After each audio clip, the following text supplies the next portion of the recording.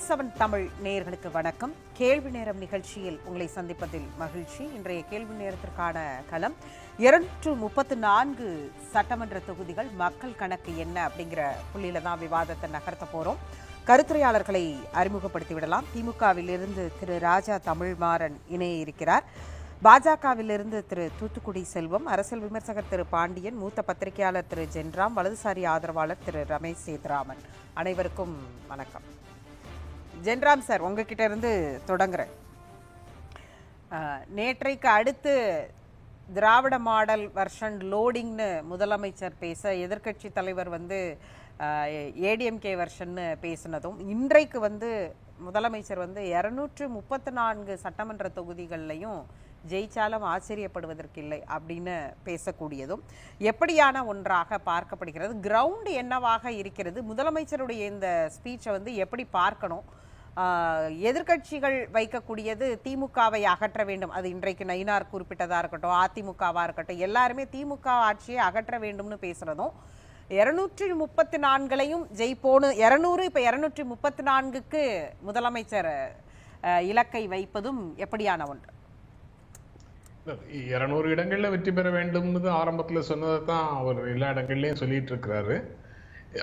இன்றைக்கு இந்த கூட்டத்துல பேசியவர்கள், அந்த விழால பேசியவர்கள் 220 வெற்றி பெறுவோம் அப்படின்னு சொல்லும் போது அதுல என்ன கஞ்சத்தனம்? 200 220ன்னு சொல்றீங்க, அதை 234ன்னு சொல்ல மாட்டீங்களா அப்படிங்கிற ஒரு லைட்டர் டோன்ல தான் அவர் சொன்னதாக நான் புரிஞ்சுக்கிறேன். 234 நாங்களே வெற்றி பெறுவோம் அப்படின்னு ஆணவத்தோடு அவர் சொன்னதாக நான் எடுக்கல. அந்த 400 இடங்களை நாங்கள் பெறுவோம், அரசமைப்பு சட்டத்தை திருத்துவோம் அப்படின்னு ஓங்கி சொன்ன அந்த டோன் முதலமைச்சருடைய 200 கோல் செட் பண்ணும் போதே கிடையாது. ஏன்னா மக்களவை தேர்தலில் 2024 மக்களவை தேர்தலில் 220 தொகுதிகளில் 222 தொகுதிகளில் திமுக கூட்டணி பிறரை விட அதிகமாக வாக்குகள் பெற்றன என்ற யதார்த்தத்தில் இருந்து எழுந்தது அந்த 200 இலக்கு. அதனால இது நடக்க முடியாததை நடத்தி காட்டுவோம்னு சொல்லல. அது போக கற்பனையிலிருந்து ஒரு எண்ணையும் அவர் சொல்லல. டெக்னிக்கலா இதுல 4 முனை போட்டியாக இருக்கலாம் அல்லது 3 முனை போட்டியாக இருக்கலாம். ஆனா நடைமுறையில திராவிட முன்னேற்ற கழக கூட்டணியையும் அதை எதிர்த்து அதிமுக கூட்டணியும் தான் இருக்க போகுது. அதிமுக கூட்டணிக்கு அது பாஜக கூட்டணி என்ற பெயர்ல வருதா, அதிமுக கூட்டணிங்கிற பெயர்ல வருதா, அல்லது தேசிய ஜனநாயக கூட்டணிங்கிற பெயர்ல வருதா அப்படிங்கிற என்ன பெயரிட்டு அது வந்தாலும்,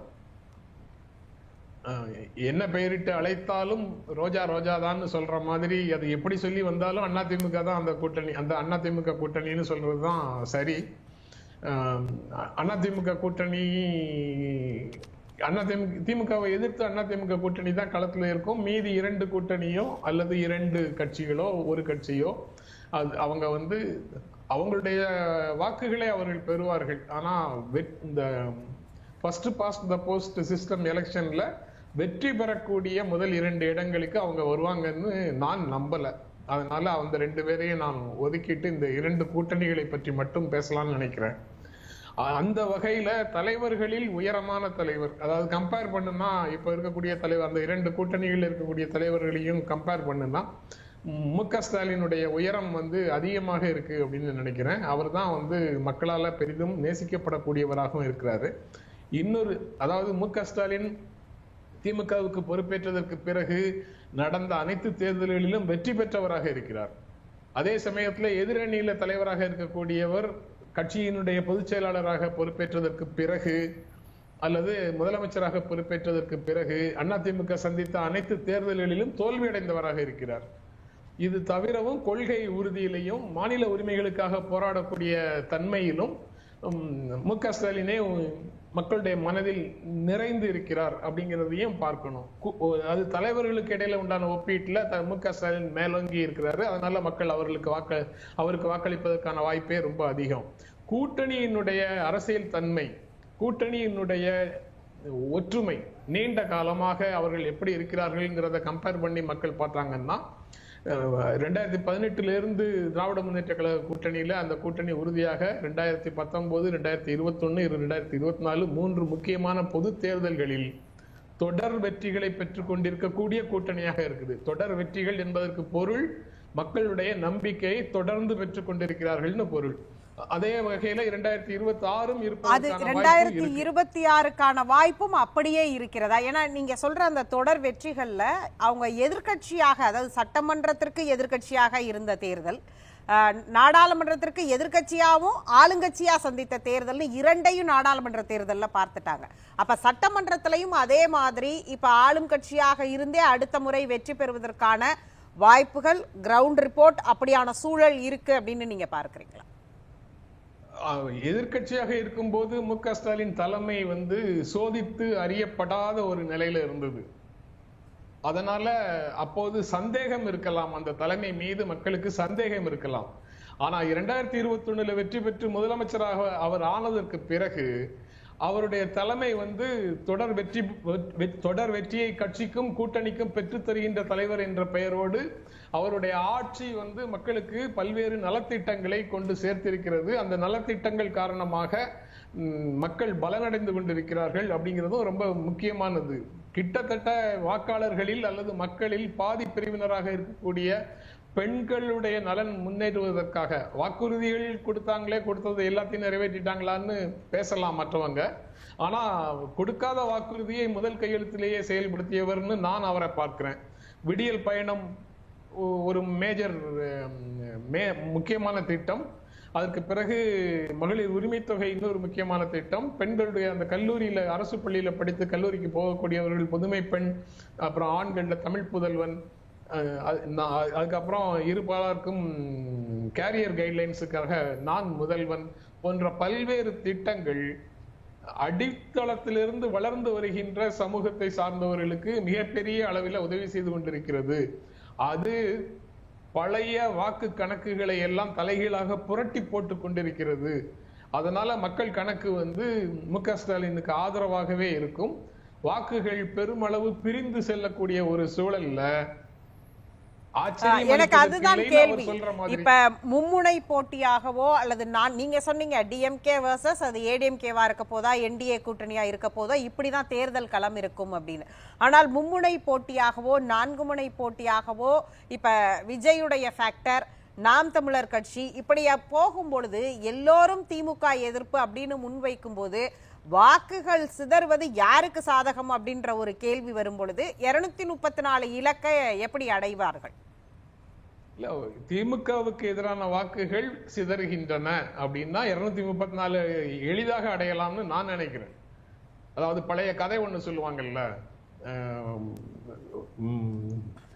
ஒரு தீவுல போய் ஆய்வு செய்துட்டு வர்றதுக்கு ஒருத்தர் அனுப்புனாங்க. அங்க போய், அதாவது காலணிகள் தயாரிக்கக்கூடிய நிறுவனம் அது, அங்க தீவுல போய் ஆய்வு செய்யறதுக்கு அனுப்புனாங்க. அங்க போயிட்டு வந்தவர் சொன்னாரு, அந்த தீவுல செருப்பு விற்கவே விற்காது, ஒருத்தருக்கும் செருப்பு போடுவதற்கான பழக்கமே இல்லை அப்படின்னு ஒருத்தர் போயிட்டு சொல்றாரு. அடுத்தாப்புல இன்னொருத்தரை போய் அனுப்பும் போது 100% மார்க்கெட்டும் நமக்கு தான், ஒருத்தருமே அங்க செருப்பு போடுறது இல்லை, நாம தயாரித்து அங்க கொடுத்தோம்னா நமக்கு தான் வெற்றி அப்படின்னு இன்னொருத்தர் 100% மார்க்கெட்டும் நமக்கு தான் அப்படின்னு சொல்றாரு. அந்த கதை நினைவுபடுத்துது எனக்கு. திமுகவுக்கு எதிரான வாக்குகள் 3ஆகவோ 4ஆகவோ பிரிந்தது என்றால், அல்லது 2ஆகவோ 3ஆகவோ பிரிந்தது என்றால் திமுகவுக்கு தான் வெற்றி. அது போக புதிதாக வந்தவர்கள் பிரிக்கக்கூடிய வாக்குகளும் ஏற்கனவே திமுகவுக்கு எதிராக இருந்து இதே இருக்கின்ற பிற கட்சிகளால் பகிர்ந்து கொள்ளப்பட்ட வாக்குகளைத்தான் புதிதாக வருபவர்களும் பிரிக்கிறார்கள் போது திமுக ரொம்ப கம்ஃபர்டபிள் பொசிஷன்ல இருக்கிறதாக நான் கருதுகிறேன்.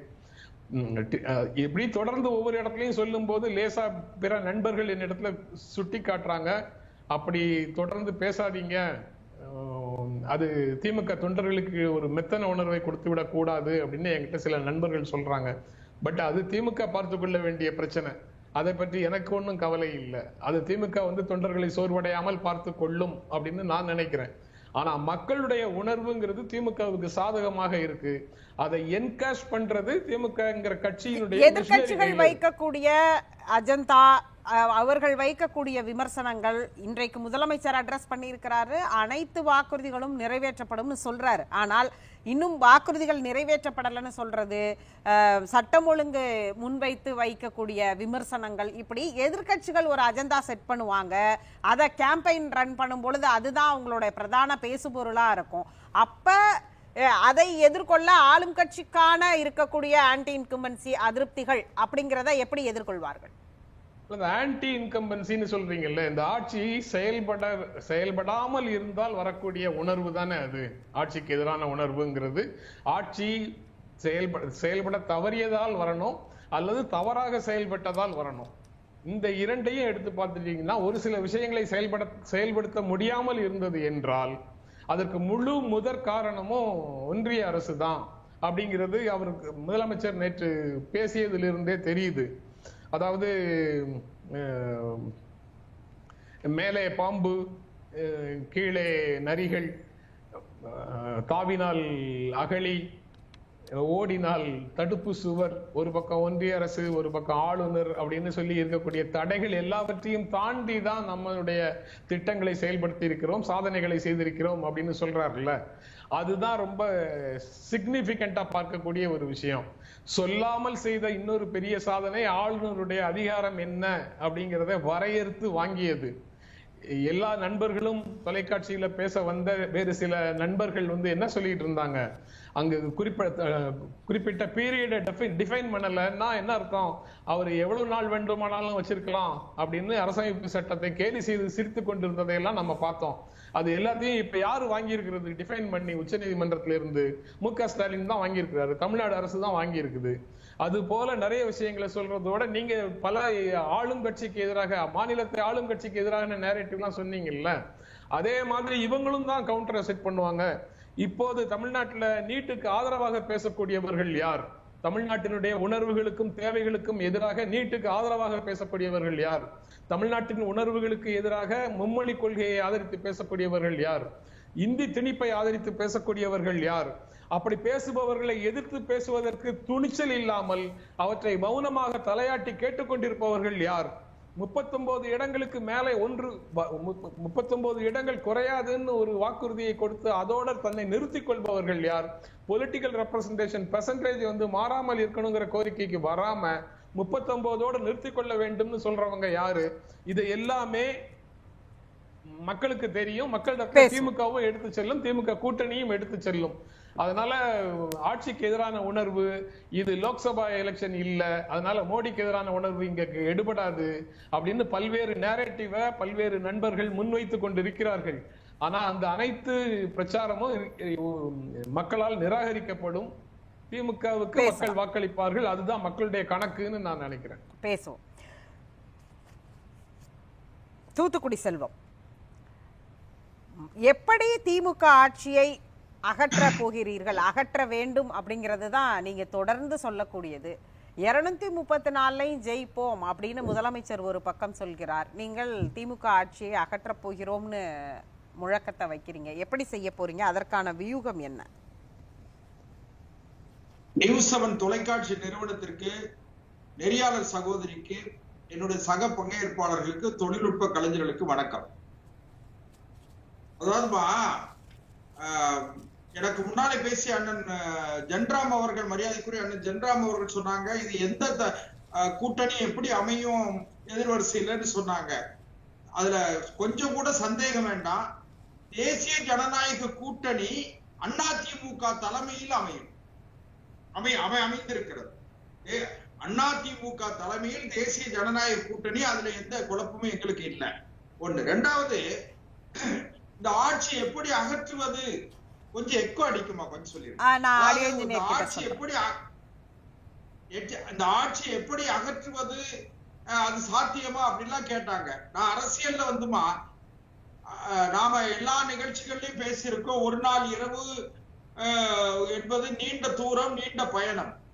அது போல இந்த அரசு தோற்கடிக்கப்பட முடியாத அளவிற்கு மிகவும் வலிமையான அரசாக நான் கருதவில்லை. ஏன்னு கேட்டீங்கன்னா, ஒரு உதாரணத்துக்கு ஒண்ணு சொல்லணும்னா, 1980 பார்த்தா திமுக காங்கிரஸ் கூட்டணி நாடாளுமன்ற தேர்தலில் 40 இடங்களில் 38 இடங்கள்ல ஜெயிச்சாங்க. அது ஜெயிச்ச உடனேயே கலைஞர் அவர்கள் டெல்லிக்கு போய் அம்மையார் இந்திரா காந்தி அவர்களுடைய செல்வாக்கை பயன்படுத்தி அன்றைய அதிமுக அரசு, மக்கள் திலகம் எம்ஜிஆர் அரசை கலைத்து விட்டு தான் வந்தார் டெல்லியில இருந்து. ஆனால் 38 நாடாளுமன்ற தொகுதியில வெற்றி பெற்ற காங்கிரஸ் திமுக கூட்டணி சட்டமன்ற தேர்தலில் மிக மோசமான தோல்வியை சந்தித்தது. அதனால அதுக்கு பிறகு நீங்க வரிசையா பாத்தீங்கன்னா கூட 1989 வெற்றி பெற்ற திமுக 91 தோத்துது, 91 வெற்றி பெற்ற அண்ணா திமுக 96 தோத்துது, 96 to 2001 ஆட்சி அதிகாரத்தில் இருந்த கலைஞர் 2001 தோத்துட்டாரு. அதனால ஒரு தேர்தல், நாடாளுமன்ற தேர்தலில் வெற்றி பெற்றவர்கள் எல்லாம் சட்டமன்ற தேர்தலில் வெற்றி பெற்று விடுவார்கள், அல்லது சட்டமன்ற தேர்தலில் வெற்றி பெற்றவர்கள் நாடாளுமன்ற தேர்தலில் வெற்றி பெற்று விடுவார்கள் என்று கிடையாது. அண்ணன் சொன்னாங்க, ஆன்டி இன்கம்பன்சி என்பது செயல்படாத அரசு, திட்டங்களை செயல்படுத்தாத அரசு சொல்லி இருக்கணும்னு சொல்லி. இந்த அரசை பொறுத்தவரையில், என்னை பொறுத்தவரையில நீட்னு சொன்னா அந்த நீட்டை கொண்டு வந்தது திமுக, மக்களுக்கு தெரியும். நீட் என்கிற அவங்க கொண்டு வந்தது சரியா தப்பா சார்? என்னமா அவங்க கொண்டு வந்தது சரியா தப்பா? மிகப்பெரிய அளவுல தப்பு. அது சரி பண்றதுக்கு காலங்கள் ஆகும். அப்ப தப்புனா அதை நீங்க தானே சார் அப்ப எடுத்திருக்கணும், இந்நேரம் எடுத்திருக்கணும்ல. அத கொஞ்சம் இல்ல கேளுங்க சகோதரி, அதுல வந்து எக்ஸம்ஷன் தான் கொடுக்க முடியும். அதுல ஒண்ணு சட்டம் ஆன பிறகு சட்டத்துல வந்து அதுல திருத்தங்கள் கொண்டு வரணும், அதுக்கான காலங்கள், அதுக்கான தேவைகள்லாம் காலம் எடுத்துக்கிறீங்க, அப்படித்தானே? இல்ல சகோதரி, ஒண்ணு கேளுங்களேன். அதாவது இந்த விஷத்தை விதைத்தது யாருன்னா திமுக, காங்கிரஸ். ஓட்ட விட்டுருவோம், நான் கொஞ்சம் அடுத்தாப்புல வந்துடுறேன். விஷத்தை உடனே முறிக்கணும்ல சார்? மிகப்பெரிய என்னமா விஷத்தை அப்ப உடனே முறிச்சிடணும்ல?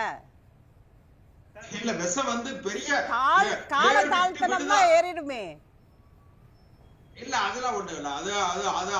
அதை மத்திய அரசாங்கம் மிக கவனமாக பரிசீலித்து தேவையான நடவடிக்கைகளை எடுக்கும். ஒண்ணு. இரண்டாவது, இப்போ இது கடந்த காலத்துல ஆட்சிக்கு வர வேண்டும் என்பதற்காக திமுக மிகப்பெரிய அளவுல வாக்குறுதிகள் எல்லாம் அள்ளி வீசினாங்க.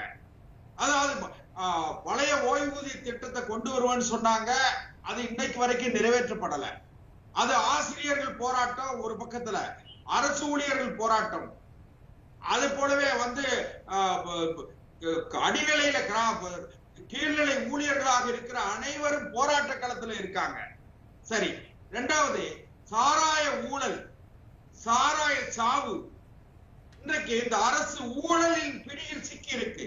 நீதிமன்றத்தினுடைய பார்வை வளையத்துக்குள்ள இந்த அரசு சிக்கி இருக்கு. இப்ப 2 நாளைக்கு நேற்றைக்கு முதல் நாள் கூட உங்களுக்கு தெரியும், 2 அமைச்சர்கள், ஒரு அமைச்சர் ஒரு குறிப்பிட்ட மதத்தை, பெரும்பான்மை மதத்தை இழிவுபடுத்தி பேசியதற்காக நீதிமன்றத்தினுடைய கண்டனத்திற்கு பிறகு நீக்கப்பட்டார். அது ஒண்ணு. இன்னொரு அமைச்சர் ஊழல் வழக்கிற்காக உச்ச நீதிமன்றத்தினுடைய கண்டிப்பிற்கு பிறகு அவர் வந்து பதவி இறக்கம் செய்யப்பட்டிருக்கார். அதெல்லாம் மக்கள் வந்து பார்க்காம கிடையாது. இதுவரை நான் அறிந்தவரை, நான் ஏறக்குறைய ஒரு 45 ஆண்டு காலம் இந்த அரசியலை பார்க்கிறவன் என்கிற முறையில் இப்படிப்பட்ட தவறுகள் நிறைந்த அரசு, ஊழல் வழக்குகளில் சிக்கியிருக்கிற ஒரு அரசு இதுவரை இருந்ததில்லை. இந்த அரசு தான் அதுல இருக்கு. அதனால இது மக்கள் மிக கடுமையான இல்ல, நீங்க சொல்றது வந்து அந்த அமைச்சர் மீதான வழக்கு இந்த ஆட்சியில நடைபெற்ற வழக்கு, இப்ப ஊழல் குற்றச்சாட்டு அப்படிங்கிறது இல்ல, கடந்த கால ஆட்சியில தான். இப்ப இந்த முதலமைச்சர் ஆட்சியின் கீழ் இந்த 4 ஆண்டுகள்ல ஊழல் குற்றச்சாட்டுக்கு உள்ளாகி அவர்கள் தண்டிக்கப்பட்டிருந்தா தானே அது இந்த அரசின் மீதான அதிருப்தி அப்படிங்கிற இடத்துல இருந்து அது பார்க்கப்படும். அருமையான கேள்வி சகோதரி. ஒரு ஏற்கனவே ஊழல் வழக்கிலே சிக்கியிருந்த ஒருவரை இவர்கள் அழைத்து வந்து, இவரை வீரன் சூரன், இவர்தான் வெற்றிக்கான எல்லா அடையாளம் உள்ள பெரிய தளபதி என்றெல்லாம் இவர்கள் மகுடம் சூட்டி அழகு பார்த்த அமைச்சர் முன்னாள் அமைச்சர் செந்தில் பாலாஜி. இன்னும் சொல்ல போனீங்கன்னா, உச்ச நீதிமன்றத்துல பிணை கொடுத்த 2வது நாள் அவருக்கு அமைச்சர் பதவி கொடுத்தாங்க.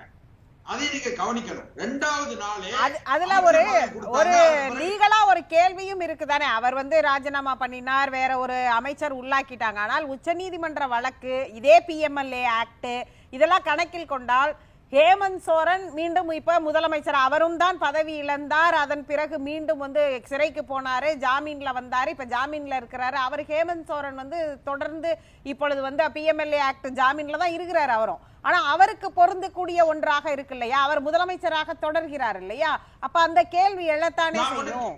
அப்ப இது வந்து புதிய வழக்கு இல்ல அப்படின்றது ஒன்றுதானே. இல்ல, நான் என்ன சொல்றேன், அதிமுக காலத்துல போட்டாங்க, அதுக்கு முன்னால் உள்ள காலத்துல போட்டாங்கன்னு கிடையாது. ஒரு ஊழல் வழக்கில் குற்றம் சாட்டப்பட்டவர் அவர் நிரபராதி என்று நிரூபிக்கிற வரைக்கும் அவங்க வெளியில இருந்துட்டா என்ன? பொன்முடி உச்ச நீதிமன்றத்தினுடைய பிணையில் இருக்கிற ஒருவர் மறுபடியும் அதை இன்னும் சொல்ல போனீங்கன்னா ஊழல் வழக்கில் தண்டிக்கப்பட்டவர், 3 ஆண்டு காலம் தண்டிக்கப்பட்டவர். இப்ப கூட பாத்தீங்கன்னா 6 அமைச்சர்கள் வந்து பழைய வழக்குகள் எல்லாம் அவர்கள் தூசி தட்டி இந்த வழக்குகள் எல்லாம் மாண்புமிகு உயர் நீதிமன்றத்தால மறுபடியும் விசாரணைக்கு எடுக்கப்பட்டிருக்கு. என்னுடைய கணிப்பு சரியாக இருந்தால், பார்வை சரியாக இருந்தால், இந்த ஒரு 4 மாத காலத்திற்குள் இந்த அரசு இன்னும் மிகப்பெரிய அளவிலான சட்ட ரீதியான சிக்கலை சந்திக்க வேண்டிய அவசியம் இருக்கு. ஒன்று. 2வது, இப்ப இருக்கிற இளைஞர்கள் மத்தியில, படித்தவர்கள் மத்தியில ஊழல் இல்லாத ஒரு அரசு வேண்டும், ஒரு நேர்மையான அரசு வேணும்னு மக்கள் விரும்புறாங்க. இந்த இளைஞர்கள் என்ன நினைக்கான்னு கேட்டீங்கன்னா, இல்ல என்ன ஒரு கேள்வினா, அதாவது மகாராஷ்டிரால ஊழல் குற்றச்சாட்டுக்கு ஆளானவர்கள் உங்க கூட்டணியில வந்ததற்கு பிறகு அஜித் பவாரா இருக்கலாம், ஏக்நாத் ஷிண்டேயா இருக்கலாம், அவங்க மேல நீங்களே ஊழல் குற்றச்சாட்டை வச்சிருக்கிறீங்க, தேர்தல் பரப்புரையில பேசுறீங்க அல்லது பொதுக்கூட்டங்கள்ல பேசுறீங்க. அவங்க உங்கள் கூட்டணிக்குள் வந்த பிறகு அவர்கள் மீது ஊழல் குற்றச்சாட்டை பேச மாட்டேங்கிறீங்க. உங்களுக்கு எதிர்நிலையில் இருக்கக்கூடியவர்களை மட்டும் இவர்கள் ஊழல் அப்படின்ற ஒற்றை அஜெண்டாவை மட்டும் வைத்து ஒரு தேர்தல் அரசியலை சந்திக்கிறதுங்கிறது என்ன மாதிரியான அஜெண்டா? சகோதரி, மாநிலத்திற்கு மாநிலம் வாழ்க்கை முறை வேறுபடுகிறது, மாநிலத்திற்கு மாநிலம் அரசியல் வேறுபடுகிறது, மாநிலத்திற்கு மாநிலம் வாழ்வியல் கான்ஸ்டிடியூஷன் ஐபிசி எல்லாருக்கும் ஒண்ணுதானே சார்? அரசியலமைப்பு சட்டம் எல்லாருக்கும் ஒண்ணுதானே? ஊழலுக்கு எதிராக தண்டனை எல்லாருக்கும் ஒண்ணுதானே? PMLA ஆக்ட் நான் கேள்வி கேட்டேன் இல்லையா, ஏன் ஹேமந்த் சோரனுக்கு ஒரு டிசைனா செயல்படுது, செந்தில் பாலாஜிக்கு ஏன் ஒரு டிசைனா செயல்படுதுன்னு கேக்குறேன் இல்லையா? அந்த மாதிரியா இருக்க முடியாதுல்ல? இல்ல வந்து இது எல்லாமே பிரிஜூடியஸ் மேட்டர் மேடம் சகோதரி. அதாவது எல்லாமே சட்டத்திற்கு உட்பட்டு சட்டத்தினுடைய பார்வையில இருக்கிற ஒரு விஷயத்துக்குள்ள நான் ரொம்ப ஆழமா போக முடியாது. ஏன்னு கேட்டீங்கன்னா, ஹேமந்த் சோரன் நீதிமன்றத்தால அனுமதிக்கப்பட்டிருக்கார், செந்தில் பாலாஜி நீதிமன்றத்தால் எச்சரிக்கப்பட்டு விடுவிக்கப்பட்டிருக்கிறார். இதான் ஒண்ணு. 2வது, மறுசீரமைப்பு, தொகுதி மறுசீரமைப்புங்கிறதுக்கு பாருங்க, அந்த தொகுதி மறுசீரமைப்பு பிரச்சனை இப்போ வரவே இல்லை, அதை இவங்க கையில் எடுக்கிறது. மும்மொழி கொள்கை என்பது தாய்மொழி கொள்கை, தாய்மொழி கட்டாயம், ஆங்கிலம் அவசியம், இன்னொரு மொழி விரும்புகிற மொழியை படிக்கலாம், அதுல இந்தின்னு கிடையாது. இதையெல்லாம் இவர்கள் என்னன்னு கேட்டீங்கன்னா, மக்களுக்கும் இந்த அரசுக்கும் இருக்கிற இடைவெளியை அல்லது இந்த மக்கள் இந்த அரசின் மீது இருக்கிற மக்களுக்கு இருக்கிற வெறுப்பை திசை மாற்றுவதற்கு, மடை மாற்றுவதற்கு, பிரச்சனையை வேறு வழியிலே அதாவது டிபேட்டை வந்து விவாதத்தை வேறு திசையில கொண்டு போவதற்காக இந்த அரசு செய்கிற சாமர்த்தியமான நடவடிக்கை 2026ல நிச்சயமாக இந்த ஆட்சி அகற்றப்படும். வந்து மாறுபட்ட கருத்து இல்ல. மக்கள் நிச்சயமாக சொல்கிறேன், மக்கள் ஜனநாயகத்துல மக்கள் தான் எஜமானர்கள், ஜனநாயகத்தினுடைய இறுதி எஜமானர்களான வாக்காளர் பெருமக்கள் இந்த அரசுக்கு எதிராக தீர்ப்பளிக்க தயாராக இருக்கிறார்கள். அதிமுக தலைமையில் தேசிய ஜனநாயக கூட்டணி அரசு அமைக்கும். 234 சட்டமன்ற தொகுதிகள் மக்கள் கணக்கு என்ன அப்படின்னு பேசிட்டு இருக்கோம். சிறிய இடைவேளைக்கு பிறகு கேள்வி நேரம் நிகழ்ச்சியில் விவாதிக்கலாம்.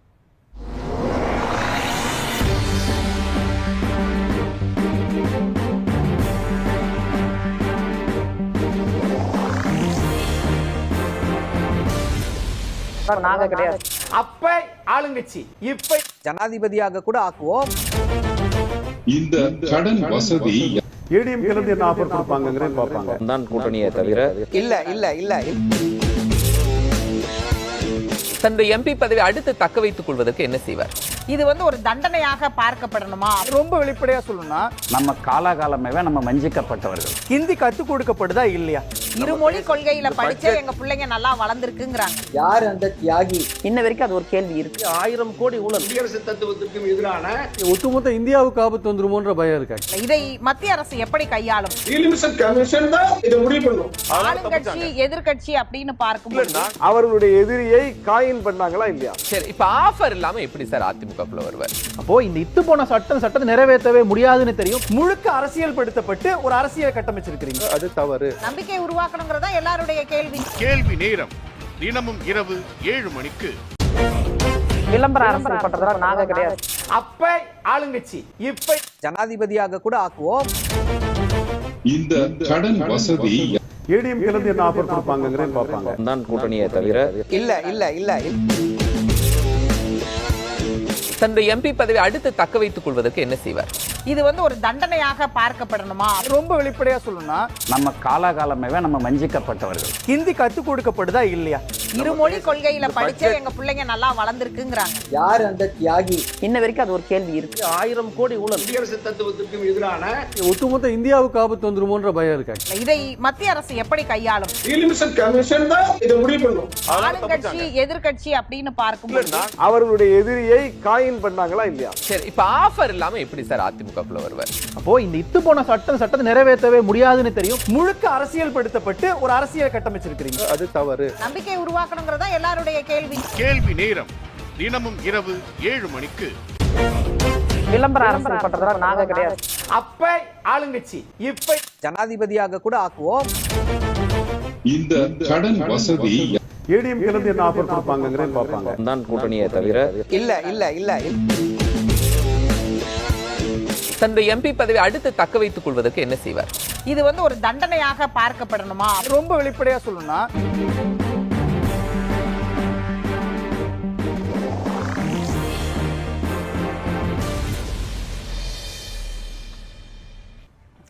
மீண்டும் கேள்வி நேரம் நிகழ்ச்சி தொடர்கிறது. 234 சட்டமன்ற தொகுதிகள் மக்கள் கணக்கு என்ன அப்படின்னு பேசிட்டு இருக்கோம். ராஜா, மக்கள் கணக்கு என்ன? முதலமைச்சர் ஒரு கணக்கு சொல்கிறார், மக்களுடைய கணக்கு என்னவாக இருக்கிறது? முதலமைச்சர் சொல்லுகின்ற கணக்கு அவர் மக்களுக்கு செய்திருக்கின்ற திட்டங்களை பொறுத்து உறுதியாக இருக்கிறார். கடந்த 4 ஆண்டுகளில் அதற்கு முன்பு 3.5 ஆண்டுகளாக எடப்பாடி முன்னாள் முதலமைச்சரும் இந்நாள் எதிர்க்கட்சி தலைவருமா இருக்கக்கூடிய எடப்பாடி பழனிசாமி ஐயா அவர்கள் என்னத்தை எல்லாம் அடகு வச்சாரோ அதை எல்லாத்தையும் கஷ்டப்பட்டு மீட்டு இந்த 4 ஆண்டுகளில் கொண்டு வந்து இப்பதான் இழுத்து ஏற கட்டியிருக்கோம். அது மட்டுமல்ல, என்ன ஏற கட்டலை, என்ன இல்ல, கிட்டத்தட்ட கவர்னருக்கு அடிச்சது ஏற கட்டினதுக்கு சமம். ஏன்னா கவர்னர் எந்த அளவுக்கு தன்னுடைய அதிகார வரம்பு மீறி செயல்பட்டாரோ, எந்த அளவுக்கு தாந்தோன்றித்தனமாக செயல்பட்டாரோ, அல்லது தான் இந்த ஆளுநர்னு பேர் இருந்ததுனால அவர் தான் ஆளுறதுன்னு நினைச்சுக்கிட்டு செயல்பட்டாரோ, அது எல்லாம் இல்லைன்னு என்னைக்கு உச்சநீதிமன்றம் சொன்னுச்சோ அன்னைக்கே கிட்டத்தட்ட பாதி ஏற கட்டின மாதிரி தான் உறுதியாக சொல்லுகிறோம். ஒன்று. ரெண்டாவது, இன்னொன்று, கடந்த 4 ஆண்டுகளில் நாங்கள் சொல்லி இருக்கக்கூடிய தேர்தல் வாக்குறுதிகளில் பெரும்பான்மையானவற்றை செய்துவிட்டோம். எனக்கு என்ன ஒரு ஆச்சரியம்னா, 2016 அதிமுக கொடுத்த தேர்தல் வாக்குறுதியில் என்னத்தை நிறைவேற்றாங்கன்னு என்னத்தை நிறைவேற்றலைங்கிறது இன்னைக்கு வரைக்கும் யாரும் பேச மாட்டேங்கிறாங்க. பாரதிய ஜனதா தன்னுடைய தேர்தல் அறிக்கையில் என்னெல்லாம் கொடுத்துச்சு, என்னத்தை செய்யலைங்கிறத யாருமே எடுத்து பேச மாட்டேங்கிறாங்க. ஏன்னா அதெல்லாம் அந்த தேர்தல் அறிக்கைக்கு பிறகு அப்படியே மறைஞ்சு போயிடுது. ஆனால் திராவிட முன்னேற்ற கழகம் தன்னுடைய தேர்தல் அறிக்கையில் என்ன சொல்லி இருக்கிறதோ அதையெல்லாம் பெரும்பான்மையாக நிறைவேற்றி விட்டார்கள்ங்கிறது தெளிவாக தெரியும். அது மட்டுமல்ல, சொல்லாத பல அருமையான திட்டங்களை முதலமைச்சர் அவர்கள் தமிழ்நாட்டுக்காக செய்திருக்கிறார். ஒரு சிலதை மட்டும் அண்ணன் ஏற்கனவே ஜென்ராம் அண்ணன் நிறைய விஷயங்களை சொல்லிட்டாங்க. இருந்தாலும் ஒரு சில குறிப்பிட்ட விஷயங்களை சொல்ல வேண்டிய அவசியம் இருக்கிறதுனால சொல்லுகிறேன். கல்வியில் ஒன்றிய அரசின் 20 அம்சங்களில் 19 அம்சங்களில் நாம் சிறந்து விளங்குகிறோம். இந்த கல்வியைத்தான் கவர்னர் அவர்கள் 8ஆம் வகுப்பு மாணவனுக்கு 3ஆம் வகுப்பு மாணவனுக்கு படிக்க தெரியலன்னு சொல்லிக்கிட்டு இருக்காரு. விரைவில் அதற்கான பதிலை நம்முடைய பள்ளிக்கல்வித்துறை அமைச்சர் அவர்கள் ஒரு மிகப்பெரிய ஆய்வை மேற்கொண்டிருக்கிறார். அதனுடைய ரிசல்ட் வரும் பொழுது தமிழ்நாட்டினுடைய பள்ளி குழந்தைகள் எந்த அளவுக்கு சிறப்பாக பயிற்றுவிக்கப்பட்டிருக்கின்றன என்பது உங்களுக்கு தெரிய வரும். உறுதியாக சொல்லுகிறேன். ஒண்ணு, திட்டங்கள் செயல்படுத்துறீங்க, அதன் பிறகு இங்க புதிய திட்டங்கள் நீங்க கொடுத்த வாக்குறுதியில சிலவற்றை செய்திருக்கிறீங்க. இன்னும் நீட் மாதிரியான விஷயங்கள் உங்கள் முன்னாடி இருக்கிற சவால்கள்ல ஒண்ணு. அதையெல்லாம் தாண்டி ஊழல் குற்றச்சாட்டு இருக்கு அப்படின்றதுதான் உங்கள் மீது வைக்கக்கூடிய ஊழல் குற்றச்சாட்டுன்னு சொல்றது எல்லாம் இவங்க எடுத்திருக்கிற வழக்கு எல்லாமே ஏற்கனவே கீழ் கோர்ட்ல இவர்கள்லாம் பலரும் நிரபராதி என்று நிரூபிக்கப்பட்டு அவர்களெல்லாம் வழக்கை விட்டு வெளியே வந்ததை சுவமோட்டாவா வந்து கோர்ட் எடுக்குது. ஹைகோர்ட்ல இருக்கக்கூடிய கேசஸ் எடுத்திருக்காங்க. செந்தில் பாலாஜி அண்ணன் மேல எடுத்திருக்கக்கூடிய கேஸை கூட பாரதிய ஜனதா என்ன பண்ணுதுன்னு சொல்லி சொன்னா, விசாரித்த முறை கீழ் கோர்ட்ல சரியில்லை, அதை மீண்டும் விசாரிக்கணும் அப்படின்னு சொல்லி சுப்ரீம் கோர்ட்ல ஒரு ஆர்டரை வாங்கிட்டு வந்து அந்த கேஸை இங்க ரீஓபன் பண்றாங்க. இது எல்லாமே அஜெண்டா ட்ரிவனா தான் இருந்துகிட்டு இருக்கு. ஒரு சின்ன உதாரணத்தை நான் சொல்லி காட்ட விரும்புறேன். அண்ணா திராவிட முன்னேற்ற கழகத்தில் இருக்கக்கூடிய அம்மையார் ஜெயலலிதா அவர்கள் மறைந்த பிறகு சசிகலா அம்மையார் அவர்கள் முதலமைச்சர் ஆவதற்காக தயாராகிய பொழுது அது வரைக்கும் எங்க இருந்துச்சு அந்த ஊழல் வழக்குங்கிறது தெரியாம இருந்த நிலையில திடீர்னு நைட்டோட நைட்டா ஒரு கேஸை எடுத்து வச்சு 2 நாள் அந்த அம்மாவை தீர்ப்பு கொடுத்து உள்ள அனுப்புனீங்க பாத்தீங்களா? அது எப்படி நடந்துச்சுங்கிறதுக்கான விளக்கம் தெரிஞ்சிச்சுன்னா இதுக்கான காரண விளக்கம் எல்லாம் தெரிஞ்சிடும். ரெண்டாவது, இது முக்கியமான விஷயத்தை நம்ம வந்து கருத்தில் எடுத்துக்கணும். இது எல்லாமே பிஜேபியோட அஜெண்டா டிவன். இவங்களுக்கு வந்து எந்த விதத்திலையும் இங்க நடக்கக்கூடிய நிர்வாகத்தில் இருந்து எந்த குற்றச்சாட்டையும் சொல்ல முடியவில்லை. அப்ப என்ன சொல்லணும்னு நினைக்கிறாங்கன்னா, ஊழல் மலிந்திருக்குதுங்கிறத சொல்லிட்டு இவங்க எந்த கேஸை தூசி தட்டி எடுக்கிறாங்கன்னு சொல்லி சொன்னா, ஏற்கனவே முடித்து வைக்கப்பட்ட வழக்குகளை தான் மீண்டும் எடுத்திருக்கிறார்கள். புதிதாக ஏதாவது வழக்கு பதியப்பட்டிருக்கா? ஒரு இப்ப நம்ம இதுல என்னது, நம்ம டாஸ்மாக்ல போய் ரெய்டு பண்றாங்க. ரெய்டு பண்ணும்போது புது கம்ப்ளைண்ட் கிடையாது. இது எப்ப போன ஏடிஎம்கே பீரியட்ல கொடுக்கப்பட்ட கம்ப்ளைண்ட். அப்ப அதுக்கு எல்லாத்தையும் பிடிச்சு வைக்கணும்னு சொல்லி சொன்னா அப்ப இருக்கிற அதிகாரிகளை பிடிச்சு உள்ள வைக்கணும். ஆனா யார ரெய்டு நீங்க கூட்டிட்டு உள்ள போறீங்க? நீங்க இப்ப இருக்கக்கூடிய அதிகாரிகளை கூட்டிட்டு போறீங்க. அப்ப இது எல்லாமே என்னன்னு கேட்டீங்கன்னா, நீதித்துறை எப்படி செயல்படுகிறது என்பது மக்களுடைய கவனத்திற்கு தெளிவாக புரிந்து கொள்வதற்கு விட்டு விடுவோம். ஏன்னா அவங்க மக்கள்லாம் வந்து சாதாரணமானவர்கள் அல்ல. அவங்களுக்கு இந்த கேஸ் ஏன் திடீர்னு இப்ப ஏன் எடுக்கிறாங்க, திடீர்னு இந்த ஜட்ஜ் ஏன் இதை எடுத்து தானா ஒரு தீர்ப்பை வந்து சொல்றாரு, சம்பந்தமே இல்லாம இருக்கு. அப்ப இந்த ஜட்ஜ் எல்லாம் எப்படி, இவங்கெல்லாம் யாரு அப்படிங்கறத நம்ம மக்கள் யோசிக்க மாட்டாங்கன்னு பாரதிய ஜனதா நினைச்சிட்டு இருந்தாங்கன்னு சொல்லி சொன்னா, தமிழ்நாட்டு மக்களை சாதாரணமா எடை போட்டுட்டாங்கிறத ஒரு கருத்தை ஸ்ட்ராங்கா பதிவு பண்ணிடுறேன். ஒண்ணு. ரெண்டாவது, அண்ணனுக்கு ஒரு சில பதில்களை அவசியம் சொல்லி ஆகணும். அண்ணா தயவு செஞ்சு சூப்பரா ஒண்ணு சொன்னீங்கன்னா, நீட்டுங்கிறத விஷம்ங்கிறத அண்ணன் ஒத்துக்கிட்டாரு. அந்த விஷத்தை தயவு செஞ்சு முறிவு மருந்து அண்ணன் சீக்கிரம் கொடுக்கட்டும் தயவு செஞ்சு. அத பலமுறை நாங்க சொல்லியாச்சு. இப்ப மீண்டும் நீங்க ஒத்துக்கிட்டதுக்கு நன்றி. அப்ப எங்களுடைய ஸ்டாண்ட் கரெக்ட்ங்கிறத அண்ணன் சொல்லியிருக்காருங்கிறத பதிவு பண்ணிட்டு அடுத்த கட்டத்துக்கு போறேன் நான். அடுத்தது அடுத்த அதுக்கு நான் சொல்லிடுறேன் மேடம். நீங்க கேட்ட கேள்வியை தான். அதாவது துணை முதலமைச்சராக திரு அஜித் பவார் அவர்கள் இருக்கிறார். 7 வழக்குகளில் 2 வழக்குகளில் மட்டும் அவர் தவறு செய்யவில்லைன்னு சொல்லி என்ஃபோர்ஸ்மெண்ட் டைரக்டரேட் அவரை வந்து விலக்கிடுச்சு. அவர் 2000 கோடி ரூபாய் சொத்தை மீட்டுருச்சு, திருப்பி கொடுத்துருச்சு. இன்னும் 5 வழக்குகள் இருந்துகிட்டு இருக்கு, என்ஃபோர்ஸ்மெண்ட் டைரக்டரேட் கோர்ட்ல இருக்கு. இந்த கேஸ் எல்லாமே வந்து அப்ப என்ன நிலை? அப்ப இப்படி கேஸ் இருக்கக்கூடிய ஒருத்தர், இது ஒரு எக்ஸாம்பிள் நான் ஸ்ட்ராங்கா சொல்றேன். ஏன்னா துணை முதலமைச்சர் அளவில் அவர் இருந்துகிட்டு இருக்கிறதுனால அவர் மீது இருக்கக்கூடிய வழக்குகள் இருக்கின்ற பொழுது அவர் துணை முதலமைச்சர் நீடிப்பதில் இவர்களுக்கு எந்த சிரமம் இல்லை என்று சொன்னால் இது எங்கே போகிறது அப்படிங்கறத கூர்ந்து கவனிக்கப்பட வேண்டிய ஒரு விஷயம். அப்ப இவங்க தேவைக்கு தகுந்த மாதிரி கேசுகளை எடுத்துக்கிறாங்க, இவங்க தேவைக்கு தகுந்த மாதிரி ரெப்ரசன்டேஷன் கொடுக்கறாங்க. மாத்தி உங்களுக்கு இப்ப இத நீங்க வந்து டெக்னிக்கலா நீங்க பேசுறதற்கான ஒரு வாதமா இருக்கலாம். ஆனால் களத்துல அவங்க உங்கள் மீது வைக்க போற குற்றச்சாட்டுகள், அவங்க அதாவது சட்டம் ஒழுங்கு பிரச்சனையோ அல்லது ஊழல் குற்றச்சாட்டையோ இதையே தான் இந்த தேர்தலில் வைப்பார்கள். 3 தேர்தல்களை நீங்கள் வெற்றி பெறுவதற்கான, இதற்கு முன்பு நீங்கள் வெற்றி பெற்றது உள்ளாட்சி தேர்தல்கள் எல்லாம் சேர்த்து 5 தேர்தல்களில் வெற்றி பெற்றது அல்ல, அதன் பிறகு வந்த இடைத்தேர்தல்களில் வெற்றி பெற்றது அல்ல. இப்ப நீங்க சந்திக்க போற தேர்தல் இருக்குல்ல, அது வந்து முதலமைச்சராக ஸ்டாலின் அவர்கள் பெற்றிருக்கக்கூடிய ரிப்போர்ட் கார்டும் சேர்த்து அடக்கம் தானே. அப்ப அதற்கான சவால்னு ஒண்ணு இருக்குல்ல. சரி, நான் ஒண்ணு கேக்குறேன். இந்த கேஸ் எல்லாமே வந்து கிட்டத்தட்ட 7 வருஷம் 8 வருஷத்துக்கு முன்னாடி, அந்த பீரியட்ல 10 வருஷத்துக்கு முன்னாடி போடப்பட்ட கேஸ், அம்மையார் பீரியட்ல போடப்பட்ட கேஸ். என்ஃபோர்ஸ்மெண்ட் டைரக்டரேட் போன பீரியட்ல எடப்பாடி பழனிசாமி அவர்களுடைய எதிர்க்கட்சி தலைவர் அவங்க மேல நடத்தினார். அவங்களுடைய அலுவலகங்கள்ல இன்ஃபேக்ட் சொல்லணும்னு சொல்லி செக்ரட்டரியேட்ல நடத்தின ரெய்டுக்கு என்ன பதிலாச்சு? வேலுமணி ஐயா மேல முன்னாள் அமைச்சர் மீது நடத்தியப்பட்ட ரெய்டுகளுக்கு என்ன பதிலாச்சு? திரு தங்கமணி ஐயா அவர்கள் மீது என்ன நடவடிக்கை எடுத்திருக்காங்க? விஜயபாஸ்கரன் மீது என்ன நடவடிக்கை எடுத்திருக்காங்க? அவங்களுக்குலாம் ரெய்டு நடந்துச்சு. அந்த கேஸ்ல என்ன நிலையில இருக்கு? இடி ரெய்டு அத்தனை நடந்துச்சு இல்ல? அத்தனை நீங்க இளங்கோவன், பெத்தநாயகமலை இளங்கோவன் அவர்கள் மீது இப்ப நடந்த ரெய்டு என்னாச்சு? அவரு எடப்பாடி பழனிசாமி அவர்களுடைய சம்பந்தி திரு ராமலிங்கம் அவர்கள் மீது நடந்த ரெய்டுகளுக்கு என்ன பதிலாச்சு, அப்ப இதெல்லாம் என்ன நடந்துச்சு, அப்ப இந்த வழக்குகள் எல்லாம் எங்க போச்சு, கடந்த பீரியட் நாங்க கிட்டத்தட்ட சொல்லணும்னு சொன்னா 14 வருஷத்துக்கு முன்னாடி கேஸ் மேடம், அதெல்லாம் இப்ப இவங்க தோண்டி எடுத்துக்கிறாங்கன்னு சொல்றாங்க இல்லையா, தீர்ப்பு வாங்கப்பட்ட கேஸ். இப்ப கடந்த ஆட்சியில அப்ப இவங்களை எல்லாத்தையும் கூட்டிக்கிட்டு வந்து வச்சுக்கிட்டு ஊழலே இல்லாத ஆட்சின்னு சொல்றாங்க பாத்தீங்களா. கடந்த பீரியட்ல நடந்த ஆட்சி. இப்ப விஜயபாஸ்கர் அவருடைய கேஸையும் ராஜேந்திர பாலாஜி கேஸையும் கவர்னர் வச்சுக்கிட்டு இருக்காரு. அந்த கேஸ் இன்னமும் விடுவிக்க வேண்டியது தானே. சட்டமன்றத்தில் வந்து நீதிமன்றத்தில் வந்து இந்த கேஸ் எந்த கேஸையாவது இவங்க வந்து சந்திக்கிறாங்களா? நீங்க பிராக்டிகலா சொல்லுங்க. இந்த எந்த கேஸுமே இவங்க கண்ணுக்கு தெரியல. இவர்கள் எல்லாருமே வந்து என்னன்னு சொல்லி சொன்னா, அதாவது என்ன சொல்லு, அவங்களெல்லாம் எந்த குற்றமுமே செய்யாத, எதுவுமே தெரியாத அப்பாவிகள் மாதிரியில இவங்க பேசுறாங்க. அப்ப அந்த ரெய்டுக்கெல்லாம் என்னதான் பதில்? இது எதுக்குமே பதில் வராதவங்க இருந்து. செல்வம் குறுக்கிட்டீங்க. ஒரே ஒரு அதாவது ராஜேந்திர பாலாஜி கேஸுக்கு பெர்மிஷன் கொடுத்தாச்சு. அந்த கேஸ் ப்ராசிக்யூட் பண்ணிட்டாங்க, அது நடந்துகிட்டு இருக்கு. அவரை கூட அந்த கேஸ்ல இருந்து விடுவிக்க முடியாதுன்னு சொல்லி நீதிமன்றமே சொல்லிருச்சு. ஒண்ணு. ரெண்டாவது, அந்த வழக்குகள் எல்லாம் விசாரிக்கப்பட்டு நிரபராதின்னு சொல்ற கேஸ் சொல்றாரு. அது வந்து இவரு நம்முடைய சகோதரர் வந்து சரியா அதை கவனிக்கல நான் எடுத்துக்கிறேன். அது எல்லாமே டிஸ்சார்ஜ் பெட்டிஷன் 239, அதாவது சிஆர்பிசில எல்லாமே அந்த வழக்க வந்து விடுவிக்கப்பட்டது. யாரு காலத்துல? இவங்க காலத்துல நிரபராதினி விடுவிக்கப்படல. யார் காலமா இருந்தா நீதிமன்றத்துல நாங்க போய் என்ன பண்ண முடியும்? நீதிபதி விசாரிக்கிறாரு, நீதிபதி டிஸ்சார்ஜ் பண்றாரு. அதை எப்படி சார் நாங்க போய் இன்ஃப்ளூயன்ஸ் பண்ண முடியும்? யாரை கேளுங்க. உங்க ஆட்சி காலத்துல சார் யாரோட ஆட்சியா இருக்கட்டும் சார், யாரோட ஆட்சியா இருந்தாலும் கோர்ட் ஜட்ஜ் அப்படி நம்ம வந்து விட்டுற முடியுமா? அப்ப அந்த ஜட்ஜ் நடத்தல. பேசலாம் சார், பேசலாம் பேசலாம். முதல்ல அதை புரிஞ்சுக்கிடுங்க. பேசலாம். ரயில் நடத்தல. ரமேஷ் சேதுராமன், 2026 யாருக்கான சவால்? மக்கள் என்ன கணக்கு போடுறாங்க? முதலமைச்சருடைய வெர்ஷன், எதிர்க்கட்சிகள் வைக்கக்கூடிய குற்றச்சாட்டு, உங்களுடைய பார்வை?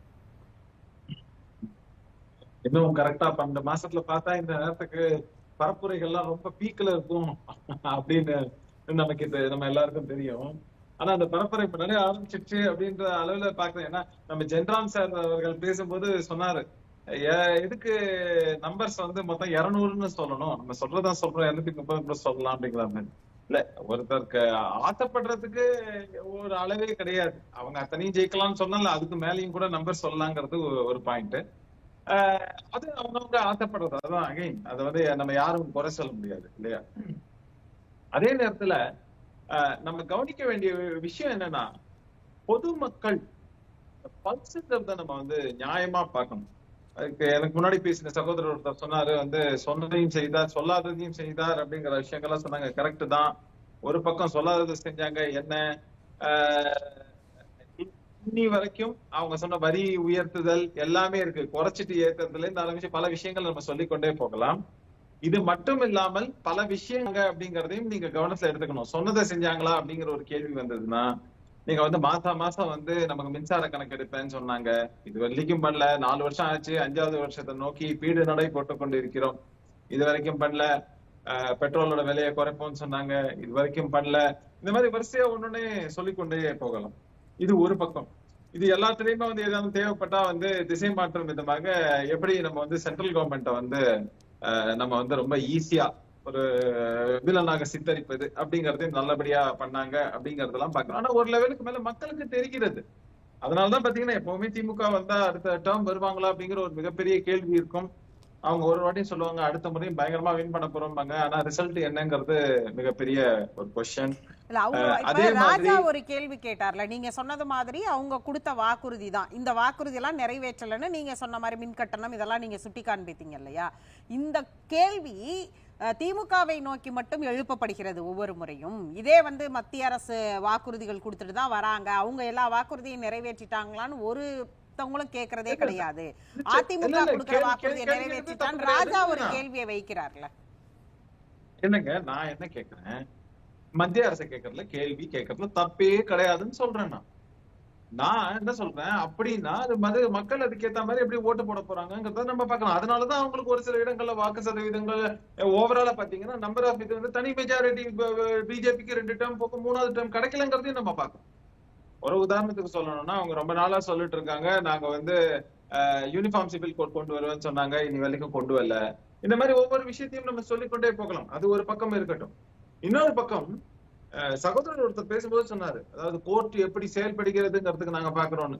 ஏதாவது நம்ம வந்து இந்த கோர்ட்டை அவமதிக்கிற மாதிரியோ இல்லைன்னா ஜட்ஜுகளை அவமதிக்கிற மாதிரி ஒரு பக்கம் இருந்தாலும் கூட அதே மாதிரியான எதிர்கருத்துகளும் வரத்தானே செய்யுது.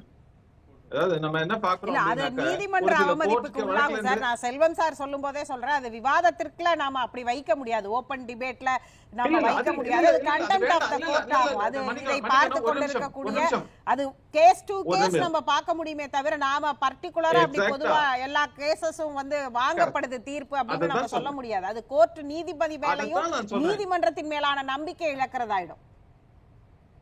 இல்ல அதத்தான் சொல்றேன், அந்த அவநம்பிக்கை விதைப்பதாக இருக்கக்கூடாதுன்னு நான் சொல்றேன். அந்த சொன்னதுல வந்து அதையுமே சகோதரர் வந்து ஒரு மன இதோட எதுவும் சொல்லியிருக்க மாட்டாங்க. சொன்னதுல அது வந்து தவறாக புரிந்து கொள்ளக்கூடாது. ஆனா இதுல மக்கள் விவாதிக்கும் போது ரெண்டு தரப்பும் தானே விவாதிப்பாங்கன்னு நான் கேட்கிறேன். ஒரு உதாரணத்துக்கு சொல்லும் போது ஒரு ஜட்ஜ் இருக்காரு, ஒரு சில மினிஸ்டர்ஸ் சம்பந்தப்பட்ட ஸ்டேட் மினிஸ்டர் சம்பந்தப்பட்ட கேஸ் வந்து அதுல இருந்து விலகிக்கிறாங்க அப்படின்னு தொடர்ந்து இந்த மாதிரியான ஊழல் வழக்குகளை நம்ம பார்க்கும்போது அப்போ ஒரு அரசியல் அழுத்தம் இருக்காங்கிற ஒரு விவாதம் வந்து மக்கள் மத்தியில ஒரு வருமா வராதாங்கிற ஒரு கேள்வி. உச்ச நீதிமன்றத்திலே அது நடக்கத்தானே செய்யுது. அந்த பெஞ்ச வந்து அவங்க வராம அவங்க போய்க்கிறாங்க, அது எல்லா இடத்துலயும் இருக்கத்தானே செய்யுது. இல்ல அதத்தான் சொல்ல, பக்கம் விவாதங்கள் நடந்து கொண்டிருக்கின்றன. அப்போ நம்ம ஒரு தரப்பா ஒரு தலைப்பட்சமாக சொல்ல முடியாது. இதுல 1008 விஷயங்கள் பின்னாடி இருக்கலாம். நீதிமன்றத்தில் இருக்கக்கூடிய நீதிபதிகளுக்கே எவ்வளவு பின்புலத்தில் எவ்வளவு அழுத்தங்கள் இருக்கலாம்ங்கிறதையும் நம்ம கடந்த காலங்கள்ல பார்த்திருக்கோம். அவர் இப்ப ஒரு இது கேட்டார் இல்லையா, அதாவது வந்து மகாராஷ்டிராவுல வந்து அஜித் பவார் இருக்கக்கூடியது வந்து அவர் மேலான வழக்குகள் இன்னும் பெண்டிங்ல இருக்கு. இடில 5 வழக்குகள் இருக்கு, துணை முதலமைச்சராக இருக்கிறார் அப்படின்னு. அப்ப கேஸ் டு கேஸ் டிஃபர் ஆகுதுங்கிறது தான் ராஜாவும் சுட்டிக்காட்டுறார். இல்ல கரெக்ட். ஆனா நான் என்ன கேள்வி கேட்கிறேன், இப்ப எதிர்கட்சியாக இருக்கக்கூடிய எல்லா கட்சிகளும் காங்கிரஸ் உட்பட, அதுவும் மகாராஷ்டிரால காங்கிரஸ் ஸ்ட்ராங்னு சொல்லிக்கிறாங்க. கரெக்டா? எல்லாம் அவங்க கூட்டணியில் இருக்கக்கூடிய இது என்சிபிலயே அந்த ஆப்போசிட் தரப்பா இருக்கு. என்சிபில கூட பண்ண மாட்டாங்கன்னு கூட வச்சுப்போம். ஆனா காங்கிரஸோ மற்ற கட்சிகளோ சிவசேனாவோ ஏன் கோர்ட்டுக்கு போய் தனிப்பட்ட முறையில இதை வந்து நீங்க வந்து விரைவாக விசாரிக்கணும்னோ மற்ற விஷயங்களை ஏன் கேட்பதில்லைங்கிறது என்னுடைய தாழ்மையான ஒரு கருத்து. இங்க அதே மாதிரி நம்ம சொல்றோம், அதாவது ஒரு கேஸ் இருக்கு, அமைச்சர்களை கண்டு பயம். அங்க இருக்கிற அரசியல் சூழல் அப்படி இல்ல. வருகின்ற சட்டமன்ற தேர்தலை சந்திக்கிறதுக்காக நீங்க வந்து இந்த வேலையெல்லாம் பாத்துக்கிட்டு இருக்கீங்க. பாரதிய ஜனதாவினுடைய வக்கீல்கள் அங்க என்ன வேலை பாக்குறாங்க, ஏஜி என்ன வந்து ரிப்போர்ட் பண்ணாரு, இதெல்லாம் மக்கள் பாத்துக்கிட்டு தான் இருக்காங்க. உங்களுக்கு அந்த அவசியம் ஏற்படுது, அவங்களுக்கு அந்த அவசியம் ஏற்படுது. பாருங்க, பேசின எல்லாத்தையும் நான் பொறுமையா கேட்டேன்னா இல்லையா? ஒரே சின்ன சொல்லுங்க சார், நான் பேசல நன்றி. ஒண்ணும் இல்ல, இப்போ நம்ம ஒவ்வொரு விவகாரத்திலையும் இந்த மாதிரி பார்த்துட்டு இருக்கோம். சரி, இதெல்லாம் வந்து நம்ம பேசுறது எல்லாமே சரி. இன்னொரு பக்கம் நம்ம வந்து என்ன சொல்றோம், கவர்னருக்கு குட்டு வைக்கப்பட்டது அப்படின்னு ஒவ்வொரு விவகாரத்தையும் சொல்றோம். இப்ப நான் என்ன கேட்கிறேன், 2 அமைச்சர்கள் இப்போ வந்து பதவி விலக வேண்டிய ஒரு சூழல் ஏற்பட்டிருக்கு அப்படிங்கிற ஒரு நிலைமை ஏற்படும் போது அது யாருக்கு வைக்கப்பட்ட குட்டு இல்லையா? ஒரு அமைச்சர் ஒருத்தர் வந்து அமைச்சராக தொடர்வாரு, இலாக்கா இல்லாத அமைச்சராக கூட தொடர்வாரு, ஆனா ஜெயிலுக்குள்ள இருந்தா அப்படின்னு ஒரு இது வைக்கப்பட்டால் அது ஒரு தவறான முன்னெடுப்பு. அப்புறம் அதே சரி ஜாமீன் கொடுக்கறாங்க அப்படின்னாக்க ஜாமீன்ல இருந்து வந்ததுக்கு அப்புறமும் திரும்ப தன்னுடைய பதவியை வைத்துக் கொண்டு அவங்க வந்து இது பண்ண முடியும். அதனால வந்து கோர்ட்டே வந்து இதுவா அதுவா அப்படின்னு ஒரு கேள்வியை முன்னெடுக்கும் போது, ஜாமீனா இல்ல பதவியாங்கிற மாதிரி ஒரு இதை வந்து கொண்டு வரும்போது அப்போ அதுக்கு அது யாருக்கு வைக்கப்பட்ட குட்டுங்கிற ஒரு கேள்வி இருக்கு இல்லையா? இந்த மாதிரி ஒவ்வொரு விவகாரத்திலையும் நம்ம வந்து ஒரு சார்பா ஒரு பக்கத்துல நடக்கிறத மட்டும் பேசுறோமே தவிர இன்னொரு பக்கத்துல நடக்கக்கூடிய ஒரு விஷயத்தை நம்ம பேசுவதே இல்லைங்கிற. இன்னொரு பக்கத்துல நடக்கக்கூடியதுலதான் அஜித் பவாரோ ஹேமந்த் சரணோ இதே மாதிரி ஒரு வழக்கு இருக்கு அப்படிங்கறத அவங்க முன்வைக்கிறாங்க. கரெக்ட். நான் என்ன அதான் நான் திரும்பவும் கேட்டேன், எதிர்கட்சிகளாக நீங்க போய் அதை சேலஞ்ச் பண்ணுங்களேன்னு கேட்கறாங்க. கிட்டக்க எல்லாமே இருக்குங்கிற பட்சத்துல ஏன் அதை செய்யக்கூடாதுங்கிற ஒரு விஷயம் இருக்கா இல்லையா? அடுத்து நாம ஒவ்வொரு முன்னெடுப்புகள்லயும் பாக்குறோம். இப்போ இங்க சொல்லக்கூடியதுல எல்லாத்துலயுமே நாங்க வந்து எல்லாத்துலயும் முன்னேறி விட்டோம், நாங்கள் எல்லாம் செய்யறோம். சரி, நான் திரும்பவும் சொல்றேன், எங்கெங்கெல்லாம் சரியாக செய்யப்பட்டிருக்கோம், நியாயமாக நம்ம நடக்கணும்னாக்க அங்கங்க கிரெடிட் கொடுக்க வேண்டியது அது மாட்டுக்கல. இப்போ ஆனா பொய்யான பரப்புரைகள் என்னென்னு பார்ப்போம். நான் வந்து நாங்க மத்திய அரசுக்கு மொத்தம் ஜிஎஸ்டியை மொத்தமா அப்படியே தூக்கி கொடுத்துட்டு நம்ம வெறும் வந்து ₹1 நமக்கு 24 பைசா வேணும் வருதுங்கிற மாதிரி ஏதாவது ஒரு கணக்கை சொல்லலாம். ஆனா உண்மையை மக்கள் கிட்ட என்ன சொல்லணும், ₹2 வருது, ₹1 நாம் வைத்துக் கொள்கிறோம், திரும்ப மத்திய தொகுப்புக்கு கொடுக்கக்கூடிய இதுல இருந்து தான் நமக்கு இத்தனை % வருது, அது போக மத்திய தொகுப்புல இருந்து நமக்கு என்ன உபரியாக கூடுதலாக என்னென்ன வந்து உதவிகள் அவங்க குறிப்பிடுறதே மத்திய தொகுப்புல இருந்து வரக்கூடிய ரிட்டர்ன்ஸ் தான் அவங்க பேசுறாங்க. இல்ல இல்ல அப்படி பேசுறதே எப்படி பேசணும்னாக்கா நமக்கு எதுவோ அதை தவிர வேற எதுவுமே வராத மாதிரி 232 கோடி ரூபாய் நிக்குது, ஜல் ஜீவனுக்கு 3000 கோடி ரூபாய் நிக்குது. நீங்க அது மாதிரி அறிவிக்கப்பட்ட தொகைகள்ல நிக்க கூடியதே கிட்டத்தட்ட 12000 கோடி ரூபாய் நிலுவையில் நிறுத்த வைக்கப்பட்டிருக்கிறது. அறிவிக்கப்பட்ட தொகைகளையே நிறுத்தி வச்சிருக்கீங்க. அந்த 29 பைசாவே வர்ற வருஷத்துல கணக்கு போட்டு பார்த்தா குறைய மாட்டிருக்கு. அது நம்ம பாப்போம், நம்ம அதெல்லாம் கால்குலேட் பண்ணி பார்த்தா நமக்கு தெரியும் வரும். அது எவ்வளவு நாளாகி நிறுத்தி வைக்கப்பட்டிருக்கு, எவ்வளவு பெண்டிங், என்ன விஷயங்கள், என்ன காரணம்.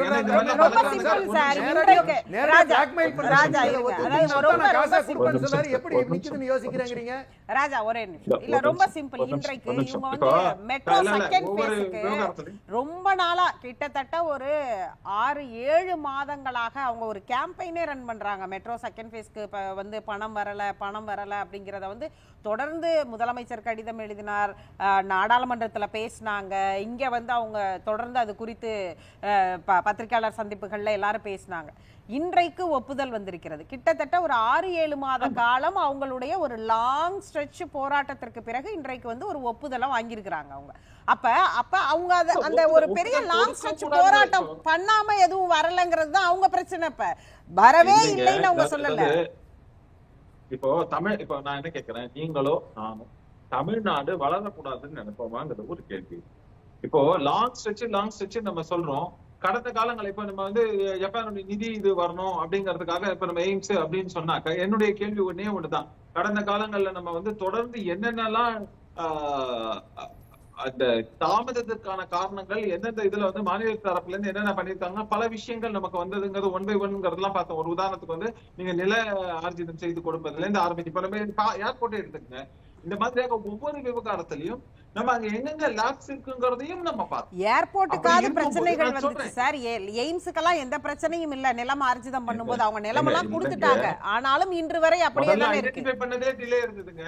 இல்ல முதல்ல ஐடென்டிஃபிகேஷன்லயே டிலே இருந்ததுங்கிறதும் ஐடென்டிஃபிகேஷன்ல டிலே இருந்ததுனாலும் இப்ப ஐடென்டிஃபை பண்ணதுக்கு அப்புறம் என்ன டிலே? அது மட்டும் இல்லாமல் கூடுதல் நிதி கேட்டோங்கிறது இருக்கு. இந்த மாதிரி ஒவ்வொரு விவகாரத்திலையும் 96 கல்லூரிகள் ஒன்றிய அரசு மற்ற மாநிலங்கள்ல கட்டி கொடுத்திருக்குங்கிறதை நீங்க கவனத்துல வச்சுக்கங்க. நம்ம மாநிலத்துல அந்த 12 இதை திறந்து வச்சாங்களே, அது எங்கிறது எப்படி பண்ணது, எந்த பேசிஸ்ல பண்ணது? அது எல்லாமே முன்னாடி தனியார் கல்லூரிகள் பர்மிஷன் கொடுத்ததை சொல்லாதீங்க. நான் திரும்பவும் சொல்லக்கூடியது ஒவ்வொரு விவகாரத்திலையும் அதே மாதிரி நீங்க சீட் வைஸோ பாருங்க, சீட் வைஸ் பாருங்க எந்தெந்த மாநிலங்களுக்கு கொடுக்கப்பட்டிருக்கு. தமிழ்நாட்டுக்கு சீட்டு கல்லூரிகள் இதையெல்லாம் தாண்டி எய்ம்ஸ் இவ்வளவு தாமதம் ஏன் அப்படின்னு ஒரு கேள்வி இருக்குல்ல. அதுதான் அவங்க இப்ப நீங்க வந்து அதான் சொல்றாங்க, நம்ம வந்து ஒரு ஃபண்டிங் ஆஸ்பெக்ட்ல இப்ப முதலே நான் என்ன கேட்கிறேன், இந்த மாதிரி வந்து ஜப்பான் இதுல இருந்து தான் வந்து நம்ம கடன் வாங்க போறோம் பதிலா முதலே ஏன் இவங்க சொல்லிருக்க கூடாது டைரக்டாவே? ஏன்னா பிகாஸ் இவங்களோட ரெப்ரசன்டேஷன் இருந்திருக்காங்க. இன்னும் சொல்ல போனா ஒருபடி மேல போய் ஏன் திமுக கூட்டணியில 2014 வரைக்கும் இருந்த போது அன்று வரை ஏன் இந்த எய்ம்ஸ வந்து தமிழ்நாட்டுக்கு கொண்டு வருவதற்கு ஒரு முயற்சியை கூட எடுக்கவில்லை. எக்ஸாக்ட்லி. அத இந்த எய்ம்ஸ கட்டிட்டு அந்த கேள்வியை கேட்டுட்டோம்னா ரொம்ப நல்லா பியூட்டியா இருக்கும். அது கன்ஸ்ட்ரக்ஷன் நடந்துருக்கு. கரெக்ட் வாஸ்தவம். அதனால தான் சொல்றேன். ஆனா இன்னைக்கும் நம்ம பாக்குறோம் அதுல வந்து இந்த எய்ம்ஸ் இதுல வந்து ஒரு பக்கம் கன்ஸ்ட்ரக்ஷன், ஆனா இதுல கூடுதலாக எத்தனை பெட், அதோட கெபாசிட்டி என்னன்றதுல இருந்து ஆரம்பிச்சு எய்ம்ஸ் கல்லூரியே பார்க்காம ராமநாதபுரத்துல கல்லூரியை முடிச்சிட்டு ஒரு பேட்சே வெளியில வர போறாங்க. அவங்களை எப்படி இருந்தாலும் அவங்க வந்து பிராக்டிஸ் பண்ணி ஆகணும் போது எங்க எப்படி அவங்கள வந்து பொசிஷன் பண்ண போறாங்கிறதெல்லாம் எல்லாத்தையும் நம்ம வந்து வெயிட் பண்ணி பார்க்க போறோம். பேட்சை முடிச்சிட்டு வராங்கனாக்கா என்னவோ ஒரு இன்ஃப்ராஸ்ட்ரக்சரே இல்லாம ஒரு ஆல்டர்னேட்டிவ் இன்ஃப்ராஸ்ட்ரக்சர் வச்சு தானே பண்ணிருக்காங்க. அதே மாதிரி நான் சொல்றேன் மறுபடியும் நீங்க கொடுக்காதது நாங்க எங்க பிள்ளைகளை நாங்க காப்பாத்தி தானே சார் ஆகணும். அது ரைட்டுங்க. நீங்க எய்ம்ஸ்னாக்கா நீங்க இந்தியா பூரா இருக்க மத்த எய்ம்ஸ்லயும் அவங்கள பிளேஸ் பண்ணலாங்கிறதுக்கான ஒரு இதை வந்து நீங்க புரிஞ்சுக்கணும் முதல்ல. இல்ல நீங்க பேசலாம் சார். 234 சட்டமன்ற தொகுதிகள் மக்கள் கணக்கு என்ன அப்படின்னு பேசிட்டு இருக்கிறோம். பாண்டியன், அதாவது 2026 திமுக ஆட்சியை அகற்றுவோம் அதிமுக கூறுகிறது, தாவேகா கூறுகிறது, புதிய கட்சி இப்பதான் புதிய பிளேயர் அவங்களும் சொல்றாங்க, பாஜக கூறுகிறது, நாம் தமிழர் கட்சி கூறுது, இன்னும் அந்த கூட்டணிக்கு வரப்போகிறவர்கள் எல்லாருமே இதை தான் சொல்லுவாங்க. அப்ப திமுக முன்னால் உள்ள சவால் என்ன? இல்லை, நீங்கள் சொன்ன ஒரு கேள்வியிலே பதில் இருக்குது. அப்போ அதுதான் ஒரே ஒரு இலக்கு அப்படின்னு சொன்னால் ஏன் எல்லாரும் ஒன்று சேரலை அப்படின்ற கேள்வி ஃபஸ்ட்டே வந்துடுதா இல்லையா? மக்கள் கேட்பாங்களா இல்லையா? அதுதான் இலக்கு அப்படின்னு சொன்னாக்க அதிலே சந்தேகம் இருக்குது. அது அப்படியே இருக்கட்டும். நான் வந்து என்னுடைய இதிலே வர்றேன். அடுத்த 12 மணி நேரத்தில் இந்தியாவுக்கும் பாகிஸ்தானுக்கும் போர் சூழல் வர்ற அந்த ஒரு இக்கட்டான நிலையில் நம்ம இந்த பேசிக்கிட்டு இருக்கோம். ஏன் அதை சொல்கிறேன் அப்படின்னு சொன்னாக்க, அந்த மாதிரி ஒரு நெருக்கடியான ஒரு இதில் அந்த போர் நடந்துச்சுன்னா, நாளை காலையிலேயே நான் சொல்லிக்கிட்டு இருக்கேன், இப்போ அப்படி ஒரு நடக்க ஆரம்பிச்சதுன்னா அதனுடைய விளைவும் இந்த 26 தேர்தலில் வரும் அப்படிங்கிறத அதை எடுத்துக்கிட்டு நான் இதை பேசுகிறேன் இந்த விஷயத்தை. அடுத்தது பார்த்தீங்கன்னாக்கா அதான் பெஹல்காம் இயல்பு நிலைக்கு திரும்பிக்கிட்டு வருது. நீங்கள் போர் சூழலை உருவாக்க நாளைக்கு காலையில் நான் ரொம்ப உறுதியாக சொல்கிறேன் இந்த விஷயத்தை. நாளைக்கு காலையில் அடுத்த 12 மணி நேரத்துலேருந்து இன்னும் ஒரு 36 மணி நேரம் சொல்லியிருக்காங்க. அதுக்குள்ளே ஒரு மிகப்பெரிய ஒரு போர் சூழ்நிலை வருது. நாளைக்கு விவாதமே போர் சூழலை பற்றி உள்ளத போர் துவங்கி விட்டது என்ற விவாதம் நடந்தாலும் ஆச்சரியப்படுறதுக்கு இல்லை அப்படிங்கிற அடிப்படையில் சொல்கிறேன். இது ஏன் இந்த இடத்த சொல்ல விரும்புகிறேன் அப்படின்னு கேட்டிங்கன்னா, இதுவும் 26 தேர்தலை நோட்டி நிற்கும். ஏன்னா அதை எடுத்துகிட்டு போவாங்க அப்படிங்கிறதுனால இதை நான் வந்து ரொம்ப வலியுறுத்தி சொல்கிறேன். ஏன்னா பிஜேபியை பொறுத்தவரை 19இல் அந்த பதன்கோட் அந்த இதில் வந்து 40 வீரர்கள் வந்து இது பண்ணி அந்த கார் அந்த பஸ்ஸு வந்து டேமேஜ் ஆகி அதனால் 40 வீரர்கள் செத்து போயிட்டாங்க. அப்போ அது வந்து அந்த 19 தேர்தலில் ஒரு பெரிய விஷயமா இருந்துச்சு அப்படிங்கிற அடிப்படையிலையும், இவர் வந்தவர் அங்கேருந்து இதிலேருந்து வந்து நேராக பீகாரில் போய் பிரச்சாரம் பண்ணதையும் இந்த இடத்துல நம்ம எடுத்துக்கணும். அப்போ தேர்தலுங்கிறது பிஜேபிக்கு ரொம்ப முக்கியம். ஏன் வந்து தமிழ்நாட்டை பொறுத்தவரை 80% மேலே தமிழ்நாட்டு மக்களோட மனநிலை எப்போதுமே ஒன்றிய அரசை எதிர்த்து தான் இருக்கும். இப்போ இல்லை, இது வந்து வெள்ளைக்காரர்களுக்கு இருக்கும்போது சுதந்திரத்துக்கு முன்னாடியும் சரி பின்னாடியும் சரி இது தொடர்ந்து வந்துகிட்டு இருக்கு. இப்போ வந்து என்ன மனநிலை, அவங்க என்ன செய்யறாங்க வைக்கிறாங்கன்னு பார்க்கணும்ல. நீங்க டெம்ப்ளேட் மாதிரி சொல்றீங்களே அப்பையிலேருந்து இன்றைக்கு வரைக்கும். ஆமா, நீங்க 38 இல்லை, ஒரே நிமிஷம். 38ல் நீங்க வந்து 38ங்கிறது 1938ங்கிறது சுதந்திரத்துக்கு முன்னாடி. அப்பயே இங்க வந்து இந்திய எதிர்ப்பு போராட்டம் வந்து பெரியாரால வந்துச்சு. அப்ப இன்னைக்கு மகாராஷ்டிராவில் உத்தம் தாக்கரேவும் ராஜ் தாக்கரேவும் ஒன்று சேர போறாங்க. எதுக்காக? இந்த மராத்தி எங்களுக்கு முக்கியம், இந்திய எதிர்ப்பு எங்களுக்கு முன்னாடின்னு சொல்லிட்டு எதை பாராட்டுறாங்க ஸ்டாலின் அப்படின்னு சொன்னா, அந்த வீரம் உனக்கு நீ அங்க போய் பேச முடியுமா, இந்திய எதிர்ப்பை இந்தி திணிக்க முடியுமா அப்படின்னு கேட்குற அளவுக்கு உத்தம் தாக்கரே பேசுறாரு, ராஜ் தாக்கரே பேசுறாரு. அப்ப ஒரே நாள்ல புதிய கல்விக் கொள்கைகளில் 3வது மொழி வந்து இந்தி திணிக்கப்பட்டு மராத்தி தான் எங்களுக்குன்னு சொல்லி பட்னாவிஸ் சொல்ல வேண்டிய காலகட்டம் எங்கேருந்து வந்துச்சு? தமிழ்நாட்டிலேருந்து வருது. கர்நாடகாவில் பெங்களூர் ஏர்போர்ட்டில் கன்னடமும் இங்கிலீஷ் தான் அப்படின்னு சொல்லி ஒரே நாளில் மாறிடுச்சு. இப்போ ஒரு 15 நாளைக்கு முந்தி. இதெல்லாம் நடக்குமா இந்தியாவில்? 1951 முதல் அரசியல் சட்டம் தமிழ்நாட்டால். அப்போ வந்து காங்கிரஸ் தான் திமுக வந்து துவங்கின காலகட்டம். ஆனால் இன்னைக்கு முதல்வர் ஸ்டாலின் அவர்கள் இந்த கவர்னரை எதிர்த்து as soon as possibleங்கிறத வந்து இன்னைக்கு வார்த்தையை மாற்றிட்டார். as soon as possible அப்படின்னு சொன்னால் ஒரு வாரம். இப்போ நீங்கள் வந்து இப்போ வக்ஃபு சட்டம் வரும்போது 3 நாளில் வருது. சட்டம் வந்து மேல் சபை, அதாவது ராஜ்யசபாவிலையும் லோக்சபையிலையும் நிறைவேறினா 3வது நாள் ஜனாதிபதி கையெழுத்து போடுறாங்க. அப்போ அது போடணுமா வேண்டாமா? உட்காந்து பாஸ் பண்ணியிருக்கிறாங்க எம்பிக்கள். 3 நாளில் கையெழுத்துக்கு ஒப்புதல் கூட வழங்க மாட்டாங்களா என்ன? இப்போ அதே கேட்குறேன். நீங்கள் இதே இதில் தமிழ்நாட்டில் நம்ம ஜல்லிக்கட்டில் மிகப்பெரிய போராட்டம் தமிழ்நாட்டு மக்கள் நடத்தி ஒரு வாரத்தில் அதுக்கும் வந்து ஒப்புதல் வாங்கிட்டு வந்தாங்க. வந்துச்சா இல்லையா? அப்போ பண்ண முடியுங்கிறத கவர்னர் வந்து இங்கே வந்து எவ்வளோ கேவலமாக அது நடந்துக்கிட்ட விஷயத்த மாற்றி சட்டப்பூர்வமாக அதை வாங்கிட்டு வந்துட்டாங்க. இப்போ அது இப்போ அடுத்தது அப்பீல் போகலாமா, ரிவிஷன் போகலாம், என்ன வேணாலும் நடக்கட்டும். ஆனால் இல்லை, அது வந்து ஒரு கோர்ட்டோட நீதிமன்ற உத்தரவில் அவங்க வந்து இன்னைக்கு ஒரு தீர்ப்பின் மூலமாக வாங்கியிருக்கிறாங்க. இது தேர்தல். நாம் இன்னைக்கு டாபிக் வந்துருவோம், அது போன வார டாபிக். நம்ம இன்னைக்கு டாபிக்கு அது எப்படி வந்து தேர்தலில் மக்கள் கிட்ட அது வந்து வாக்குகளாக அதுதான் சொல்ல வரேன். தமிழ்நாடுங்கிறது வந்து நான் ஏன் சொல்கிறேன், பிஜேபி 80% எதிர்ப்பு எப்போதும் இருந்துக்கிட்டே இருக்கும். பிஜேபி மட்டும் இல்லை, காங்கிரஸாக இருந்தாலும் இருக்கும். அப்படின்னாக்கா இந்த ஒன்றிய அரசை எதிர்த்து கேள்வி கேட்டு அந்த மனநிலையில் மக்கள் வளர்ந்தவங்க தமிழ்நாட்டு மக்கள் எதையுமே கேள்வி கேட்பாங்க. அந்த கேள்வி கேட்குற மனப்பான்மையினால தான் வந்து திமுகவும் சரி மற்ற அந்த சார்பாக ஜெயலலிதா இருந்தப்பையும் அந்த துணிச்சலை பாராட்டுவாங்க. மோடியா லேடியான்னு 14 கேட்டு என்டிஏவை வந்து 18% கொண்டாந்து நிப்பாட்டினவங்க ஜெயலலிதா. இதே என்டிஏவை இன்னைக்கு அண்ணாமலை வந்த பிறகும் மோடி செல்வாக்காக இருக்கிறதாக சொல்லப்படுகிற காலத்திலையும் 24லையும் 18.28 தான், 0.52% குறைஞ்சிருக்கு என்டிஏ. அப்போ அதில் பிஜேபி எடுத்து பார்த்தீங்கன்னா பொதுவாக பேசும்போது எல்லா பத்திரிகையாளரும் சொல்கிறது 11%. ஆனால் 4 பேர் இதில் வந்து தாமரையிலே போட்டிருக்காங்க 24. இப்போ ஒரு 6 மாதத்துக்கு முந்தி யார் 4 பேருன்னு கேட்டிங்கன்னாக்கா ஏசி சண்முகம், ஜான் பாண்டியன், தேவநாதன், பாரி வேந்தர் 4 பேரும் தாமரையில் போட்டிட்டு 9,17,626 ஓட்டு வாங்கியிருக்காங்க. அது 2% குறைச்சிங்கன்னா சிங்கிள் டிஜிட் தான் பிஜேபி 24ல். அப்ப இதை எடுத்துக்கிட்டு நீங்க வந்து ஒரு 50% வாக்கு, அவர் ஜெனராம் சார் சொன்னார் கரெக்டா, 50% வாக்கு வந்து இந்த பக்கம் இருக்கு, திமுக பக்கம். அது பதிவாகிறதுல 50%. இப்ப நீங்க சொன்னவங்க எல்லாம் இந்த தடவை அவங்க கூட தான் நிக்க போறாங்களா?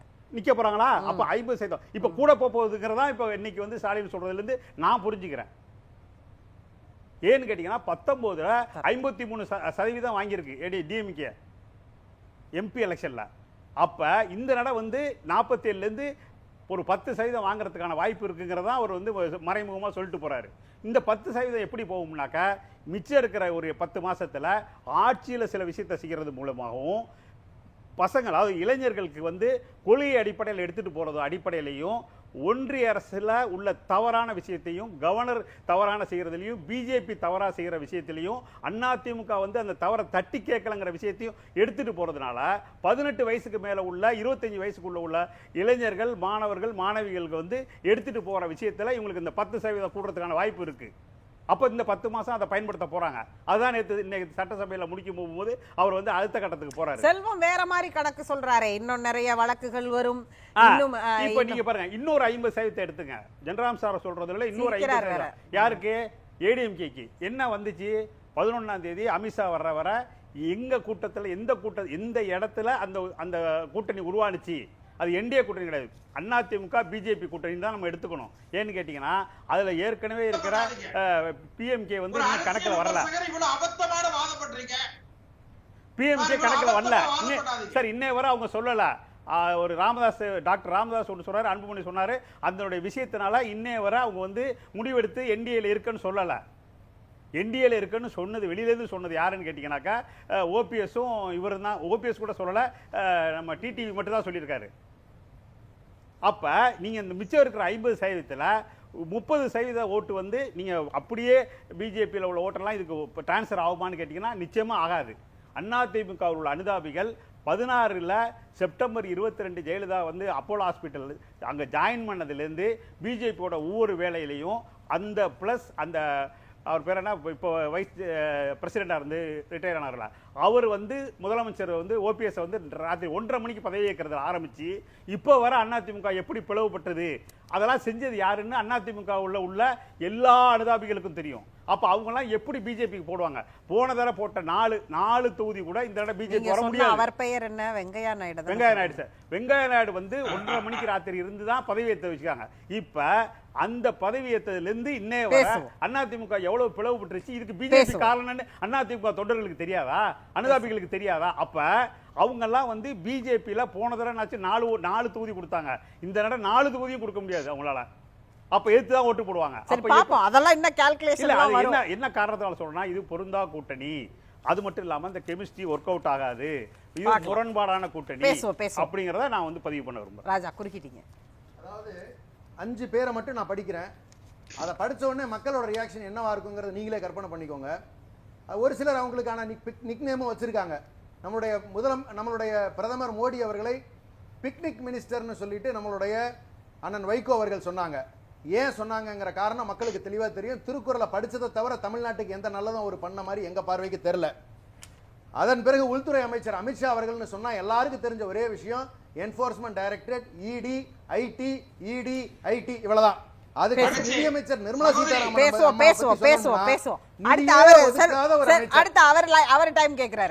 இதை முடிச்சிடுறேன். அடுத்தது நம்ம தர்மேந்திர பிரதான் அவர்கள் பிளாக்மெயில் மினிஸ்டர். என்ன பணம் வேணும்னா என்இபியில கையெழுத்து போடுன்னு வரலாறுல எனக்கு தெரிஞ்சு ஒன்றிய அரசுல எந்த காலத்திலையும் சுதந்திரம் பெற்ற பிறகு ஒரு அமைச்சர் மிரட்டின வரலாறு கிடையவே கிடையாது. அதையும் மீறி எதிர்கொண்டதுதான் திராவிட முன்னேற்ற கழகம், எங்களுடைய முதலமைச்சர் அவர்கள். இப்படிப்பட்ட கேடுகளை எல்லாம் செய்திருக்கக்கூடிய பாரதிய ஜனதாக்கும் அவர்களோடு சேர்ந்து இருக்கக்கூடிய அதிமுகவும் எந்த காலத்திலும் இங்க ஜெயிக்கிறதுக்கு வழி இல்லைங்கிறத ஆணித்தரமா பதிவு பண்ண விரும்புறேன். அந்த தைரியமும் மக்களுக்கு செய்திருக்கக்கூடிய நல்ல திட்டங்களின் பால் 200 உறுதியாக ஜெயிப்போம் பதிவுபட விரும்புறேன். செல்வம், அதாவதுமா வைகோன்னு சொன்னதுனால சொல்றேன், அவரை ஒரு 5-6 வருஷத்துக்கு முன்னால சொன்னது, தன்னெஞ்சு அறிவது பொய்யற்க பொய்த்தபின் தன்னெஞ்சே தன்னை சுடும். நான் திமுகவோடு கூட்டணி வைப்பேனா கருணாநிதியோட கூட்டணி உண்மை புரிந்து அவர் எங்களோடு இருக்கிறார். பேசலாம். இது சம்பந்தமா இன்றைய எக்ஸ் தளத்துல ஒரு கேள்வியை முன் வச்சிருந்தோம். 234 சட்டமன்ற தொகுதிகள் மக்கள் கணக்கு என்ன? திமுக கூட்டணி, அதிமுக கூட்டணி, இதர கட்சிகள்னு 3 ஆப்ஷன்கள் எக்ஸ் தளத்துல கொடுக்கப்பட்டிருக்கு. மக்கள் என்ன சொல்றாங்க அப்படிங்கறத சிறிய இடைவேளைக்கு பிறகு கேள்வி நேரம் நிகழ்ச்சியில் விவாதிக்கலாம்.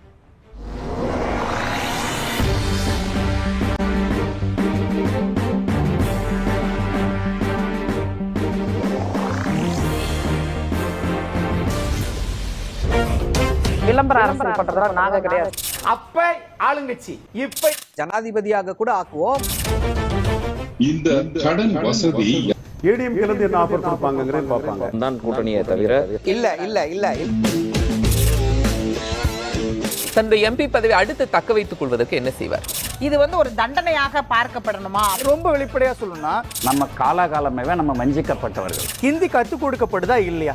இருமொழி கொள்கையில படிச்சு எங்க பிள்ளைங்க நல்லா வளர்ந்துருக்குங்கிறாங்க. யார் அந்த தியாகி? இன்ன வரைக்கும் அது ஒரு கேள்வி இருக்கு. 1000 கோடி ஊழல் குடியரசு தத்துவத்திற்கும் எதிரான ஒட்டுமொத்த இந்தியாவுக்கு ஆபத்து வந்துருமோன்ற பயம் இருக்காங்க. இதை மத்திய அரசு எப்படி கையாளும்? கமிஷன் தான் இதை முடிவு பண்ணும். ஆளுங்கட்சி எதிர்கட்சி அப்படின்னு பார்க்கும்போது அவர்களுடைய எதிரியை காயின் பண்ணாங்களா இல்லையா? சரி, இப்ப ஆஃபர் இல்லாம எப்படி சார் அதிமுகக்குள்ள வருவார்? அப்போ இந்த இத்து போன சட்டத்தை நிறைவேற்றவே முடியாதுன்னு தெரியும். முழுக்க அரசியல் படுத்தப்பட்டு ஒரு அரசியல் கட்டமைச்சிருக்கிறீங்க. அது தவறு. நம்பிக்கை உருவாக்கணுங்கிறதா எல்லாருடைய கேள்வி. கேள்வி நேரம் தினமும் இரவு 7 மணிக்கு. விளம்பர அரசியல் பண்றதா நாங்க கிடையாது. அப்ப ஆளுங்கட்சி இப்ப ஜனாதிபதியாக கூட ஆக்குவோம். இந்த கடன் வசதி ஏடிஎம் கிளந்து என்ன ஆஃபர் கொடுப்பாங்கங்கறத பாப்பாங்க. தான் கூட்டணியை தவிர இல்ல தன்னுடைய எம்பி பதவி அடுத்து தக்க வைத்துக் கொள்வதற்கு என்ன செய்வார்? இது ஒரு தண்டனையாக பார்க்கப்படணுமா? ரொம்ப வெளிப்படையா சொல்லணும்னா நம்ம காலாகாலமே நம்ம வஞ்சிக்கப்பட்டவர்கள். ஹிந்தி கத்து கொடுக்கப்படுதா இல்லையா? இருமொழி கொள்கையில படிச்சு எங்க பிள்ளைங்க நல்லா வளர்ந்துருக்குங்கிறாங்க. யார் அந்த தியாகி? இன்ன வரைக்கும் அது ஒரு கேள்வி இருக்கு. 1000 கோடி ஊழல் குடியரசு தத்துவத்திற்கும் எதிரான ஒட்டுமொத்த இந்தியாவுக்கு ஆபத்து வந்துருமோன்ற பயம் இருக்காங்க. இதை மத்திய அரசு எப்படி கையாளும்? கமிஷன் தான் இதை முடிவு பண்ணும். ஆளுங்கட்சி எதிர்கட்சி அப்படின்னு பார்க்கும்போது அவர்களுடைய எதிரியை காயின் பண்ணாங்களா இல்லையா? சரி, இப்ப ஆஃபர் இல்லாம எப்படி சார் அதிமுகக்குள்ள வருவார்? அப்போ இந்த இத்து போன சட்டத்தை நிறைவேற்றவே முடியாதுன்னு தெரியும். முழுக்க அரசியல் படுத்தப்பட்டு ஒரு அரசியல் கட்டமைச்சிருக்கிறீங்க. அது தவறு. நம்பிக்கை உருவாக்கணுங்கிறதா எல்லாருடைய கேள்வி. கேள்வி நேரம் தினமும் இரவு 7 மணிக்கு. விளம்பர அரசியல் பண்றதா நாங்க கிடையாது. அப்ப ஆளுங்கட்சி இப்ப ஜனாதிபதியாக கூட ஆக்குவோம். இந்த கடன் வசதி ஏடிஎம்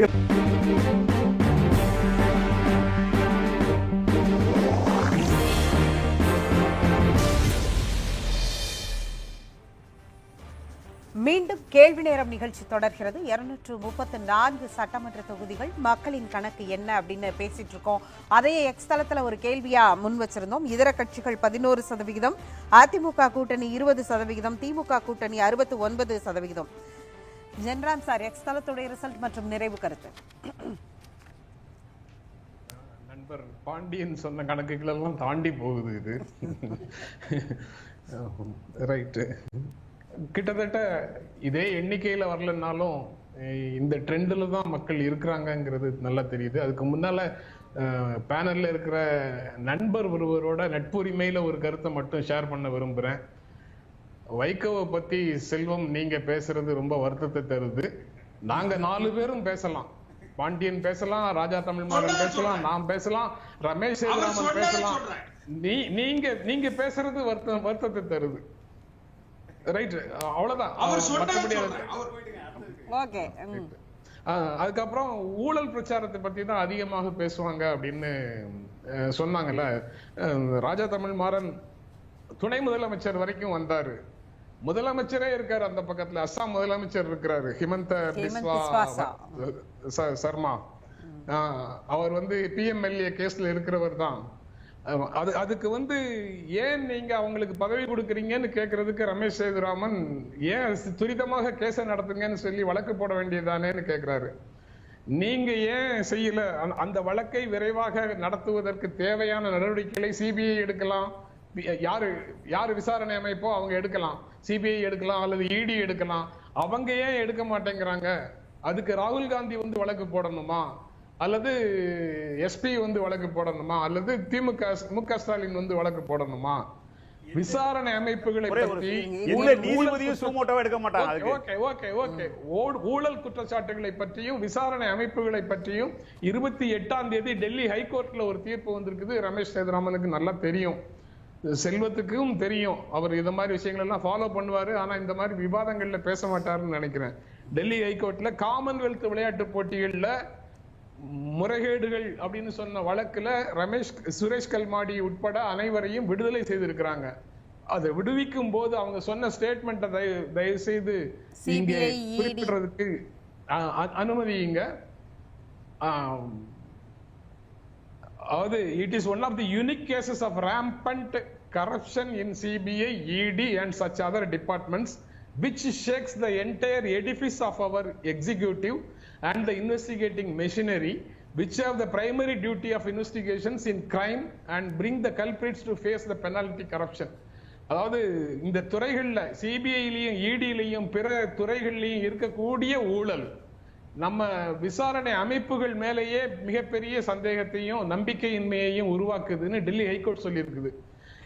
இதற்கு முன்னாலேயும் 2G வழக்குல ராசா மேல இதே மாதிரி குற்றச்சாட்டுகளை சொன்னோம். எத்தனை சைபர்னு கேட்டோம், எல்லாம் பேசணும். சிபிஐ கேஸ் என்னாச்சு, விடுவிச்சிட்டாங்க. இப்ப மேல்முறையீடு போயிருக்காங்க, அது வேற விஷயம். தான் அரசியல் ஆதாயத்திற்காக மட்டுமே இந்த வழக்குகளை பயன்படுத்தக்கூடிய ஒரு வேலையை அவங்க செய்யறாங்க. அதனாலதான் செல்வம் சொன்னார்ல, 10 மினிஸ்டர்ஸ் மேல நீதிமன்ற நெருக்கடிகள் வரும், வழக்குகள் வரும், அரசாங்கத்துக்கே ஒரு மிகப்பெரிய நெருக்கடி வரும்னு செல்வம் சொன்னார்ல. அது அந்த பேட்டர்ன்ல தான் இவங்க அரசியல் செய்யறாங்க, தேர்தல் செய்யறாங்க. ரமேஷ் சேதுராமன் சொன்னதுக்கும் இதுதான் நான் என்னுடைய உணர்வாக இருந்தது. அப்போ பதில் ஒரே ஒரு நிமிஷம். அவர் வந்து பிரச்சாரத்தினுடைய அனல் இப்பவே பறக்க ஆரம்பிச்சிருச்சு அப்படின்னு சொன்னார்ல. இந்த நீதிமன்றத்தின் மூலமாக இப்பவே நாங்க வேலை செய்யறோம்னு செல்வம் தானே சொல்றாரு, நான் சொல்லல. நீதிமன்ற வழக்குகள் மூலமாக தேர்தல் பிரச்சாரத்தை தொடங்கி விட்டோம் அப்படின்னு அவர் சொல்றாரு. அது தவிர ஓகே, நான் மற்ற எல்லாமே ராஜா தமிழ் நன்றி நன்றி நன்றி நன்றி நன்றி செல்வம். அதாவது மரியாதைக்குரிய அண்ணன் ஜென்ராம் சொன்ன கருத்துல நான் ஒன்றுல வந்து முரண்படுறேன். ஏன்னு கேட்டீங்கன்னா, திரு வைகோ அவர்கள் வந்து எனக்கு ஒரு மிக அணுக்கமாக இருந்த தலைவர், நான் இன்றைக்கும் மதிக்கிற தலைவர். அதே நேரத்தில் அவரு கடந்த காலத்துல திரு வைகோ அவர்களை தமிழ்மாறன் சொன்னதுனாலதான் நான் ராஜா தமிழ்மாறன் சொன்னதுனால நான் அதை சொல்ல வேண்டிய அவசியம் வந்துச்சு. ஏன்னு கேட்டீங்கன்னா, 1.5 லட்சம் தமிழர்களை கொன்று குவித்த இந்த படுபாவி திமுக காங்கிரஸ் கூட்டணியை நான் ஒருபோதும் ஆதரிக்க மாட்டேன்னு சொன்னாரு. அதை நீங்க கணக்கில் எடுத்துக்கிடுங்கன்னு தான் நான் சொன்னேன். ஒண்ணு. ரெண்டாவது, இந்த கூட்டல் கணித்தல் நீங்க பாஜகவுக்கு போவேன்னு சொன்னீங்களா செல்வம்? நீங்க பாஜகவுக்கு போவேன்னு சொன்னீங்களா? அப்ப சொன்னீங்களா நீங்க பாஜகவுக்கு போவேன்னா? அது என்னோட உரிமை, அது என்னோட உரிமை, அது உங்க தேர்வு, அது உங்களுடைய தேர்வு, நான் மதிக்கிறேன். நீங்க பாஜகவுக்கு சரி சரி சரி வேணாம் வேணாம். ஆனா அன்னைக்கு அவர் சொன்னதை மட்டும் இப்ப ஏன் விமர்சிக்கிறீங்க? விடுங்க விடுங்க விடுங்க. சரி வேணாம், அது நேத்து நேரடியா பர்சனலா போயிடும், விட்டுருங்க. அது வேணாம், அது விட்டுருங்க. அப்படியே அதை விட்டுருங்க. அதனால நான் இன்னொன்று என்ன கேட்கிறேன்னா, இந்த கூட்டல் கணித்தல் கணக்கெல்லாம் மரியாதைக்குரிய பாண்டியன் சார் சொன்னாங்க. அதுல நான் என்ன சொல்றேன்னா, ஒரு நாள் இரவில் தகர்த்து தரைமட்டமாக போய்விட்டு இந்த கணக்கெல்லாம் ஏன்னு கேட்டீங்கன்னா, இன்னும் அரசியல்ல ஒரு தெளிவான நிலை வந்து விட்டது என்று நான் நினைக்கல.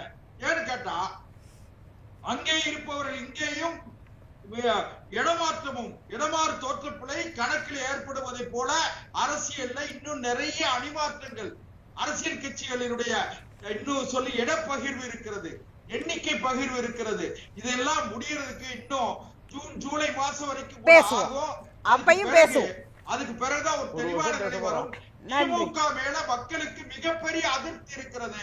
இதை திமுகவுக்கு எதிர்நிலையில் இருக்கிற பாரதிய ஜனதா கட்சி கூட்டணி அறுவடை நன்றி ராஜா. எங்களுடைய முதலமைச்சர் அவர்கள் மிகவும் கவனமாக நம்முடைய முதலமைச்சர் அவர்கள் எல்லாருக்கும் உரிமை எங்களுக்கு வந்து கழக தலைவர்ங்கனால உரிமை அதிகமாயிடுது. அது கழக தலைவர்னு சொல்லிக்கங்க. எல்லாருக்கும் அவர்தான் முதலமைச்சர், ஒரே பிரதமர் தான், நம்ம பிரதமர் தான், நம்ம முதலமைச்சர் தான். மிகவும் கவனமாகத்தான் கட்சியை வழிநடத்தி கொண்டிருக்கிறார். யாரும் மமதையில் இருப்பதற்கு அவரும் அனுமதிப்பதில்லை. எல்லோரும் சரியாக வேலை பார்த்து கொண்டிருக்கிறார்களா என்பதை கண்ணும் கருத்துமாக பார்த்து கொண்டிருக்கிறார். தவறு செய்பவர்கள் மீது உடனடியாக நடவடிக்கைகளும் எடுத்துக் கொண்டிருக்கிறார். எங்கெல்லாம் மக்களுக்கு தேவையான சட்டங்கள் இயற்றப்பட வேண்டுமோ, ஒரு விஷசாராய சாவு ஏற்படுகின்ற பொழுது உடனடியாக ஒரு சட்டத்தை இயற்றி சட்டத்தை இன்னும் சொல்லணும்னு சொன்னா தண்டனைகளை கடுமையாக்கி இருக்கிறார். அது மாதிரி என்னென்ன தேவைகளையோ அத்தனையும் கவனமாக செய்து கொண்டிருக்கிறார். அதனால் மமதையில் அல்ல. கடந்த முறை 205 சீட்டுகள் பெற்று திமுக வரலாறு படைத்த வரலாறு உண்டு. அன்னைக்கு யாரை எதிர்த்து நின்னாங்கன்னு சொல்லி சொன்னா, காமராஜர் அவர்களும் ராஜாஜி அவர்களும் எதிர்த்து நின்ற பொழுதே திராவிட முன்னேற்ற கழகம் 205 சீட்டு பெற்று பெரும் வரலாற்றை படைத்தது. இப்பொழுது நான் தெளிவாக சொல்லுகிறேன், இந்த பாரதிய ஜனதாவோடு கூட்டணியில் இருக்கக்கூடிய அதிமுக இவர்களை எதிர்த்து உறுதியாக சொல்லுகிறேன், 205 விட அதிகமான சீட்டுகள் பெறுவோம் என்பதில் ஐய கருத்து எங்களுக்கு இல்லை. நன்றி. ரமேஷ் சேதுராமன்.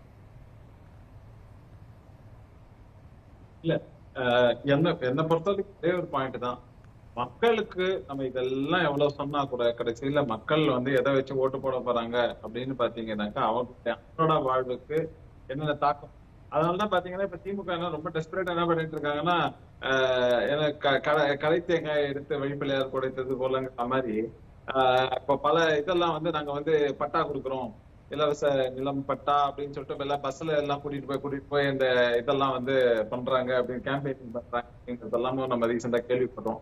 இந்த மாதிரியாக ஒவ்வொரு விஷயத்திலும் ரொம்ப டெஸ்பரேட். ஏன்னா காரணம் என்னன்னா, அது அரசுடைய கடமை சார். கடை தேங்காவை எடுத்து உடைக்கிறது இல்ல, அது அரசுடைய கடமை. பட்டா வழங்க வேண்டியது குடிமகனுக்கு செய்யறதுங்கிறது வந்து கடமை. எதுவுமே செய்யாத பாரதிய ஜனதா எது எல்லாம் செய்து கொண்டிருக்கிற திராவிட முன்னேற்ற கழகத்தை பார்க்கின்ற பொழுது அப்படிதான் சொல்லுவாங்க.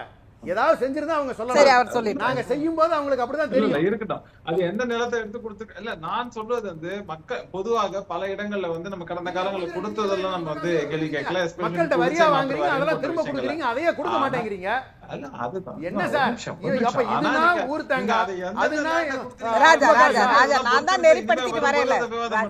தப்பு இல்ல. அது சுருக்கமா இல்ல அடுத்தது வந்து எந்தெந்த லேண்ட கொடுக்கறத நம்ம குறை சொல்ல, எந்தெந்த லேண்ட கொடுக்குறாங்க என்னங்கிறது வருங்காலங்கள்ல நம்ம ஒண்ணுன்னா ஆராய்ச்சி பண்ணுவோம். பல விஷயங்கள் தெரிய வரும்ங்கிறது தான் பாயிண்ட்.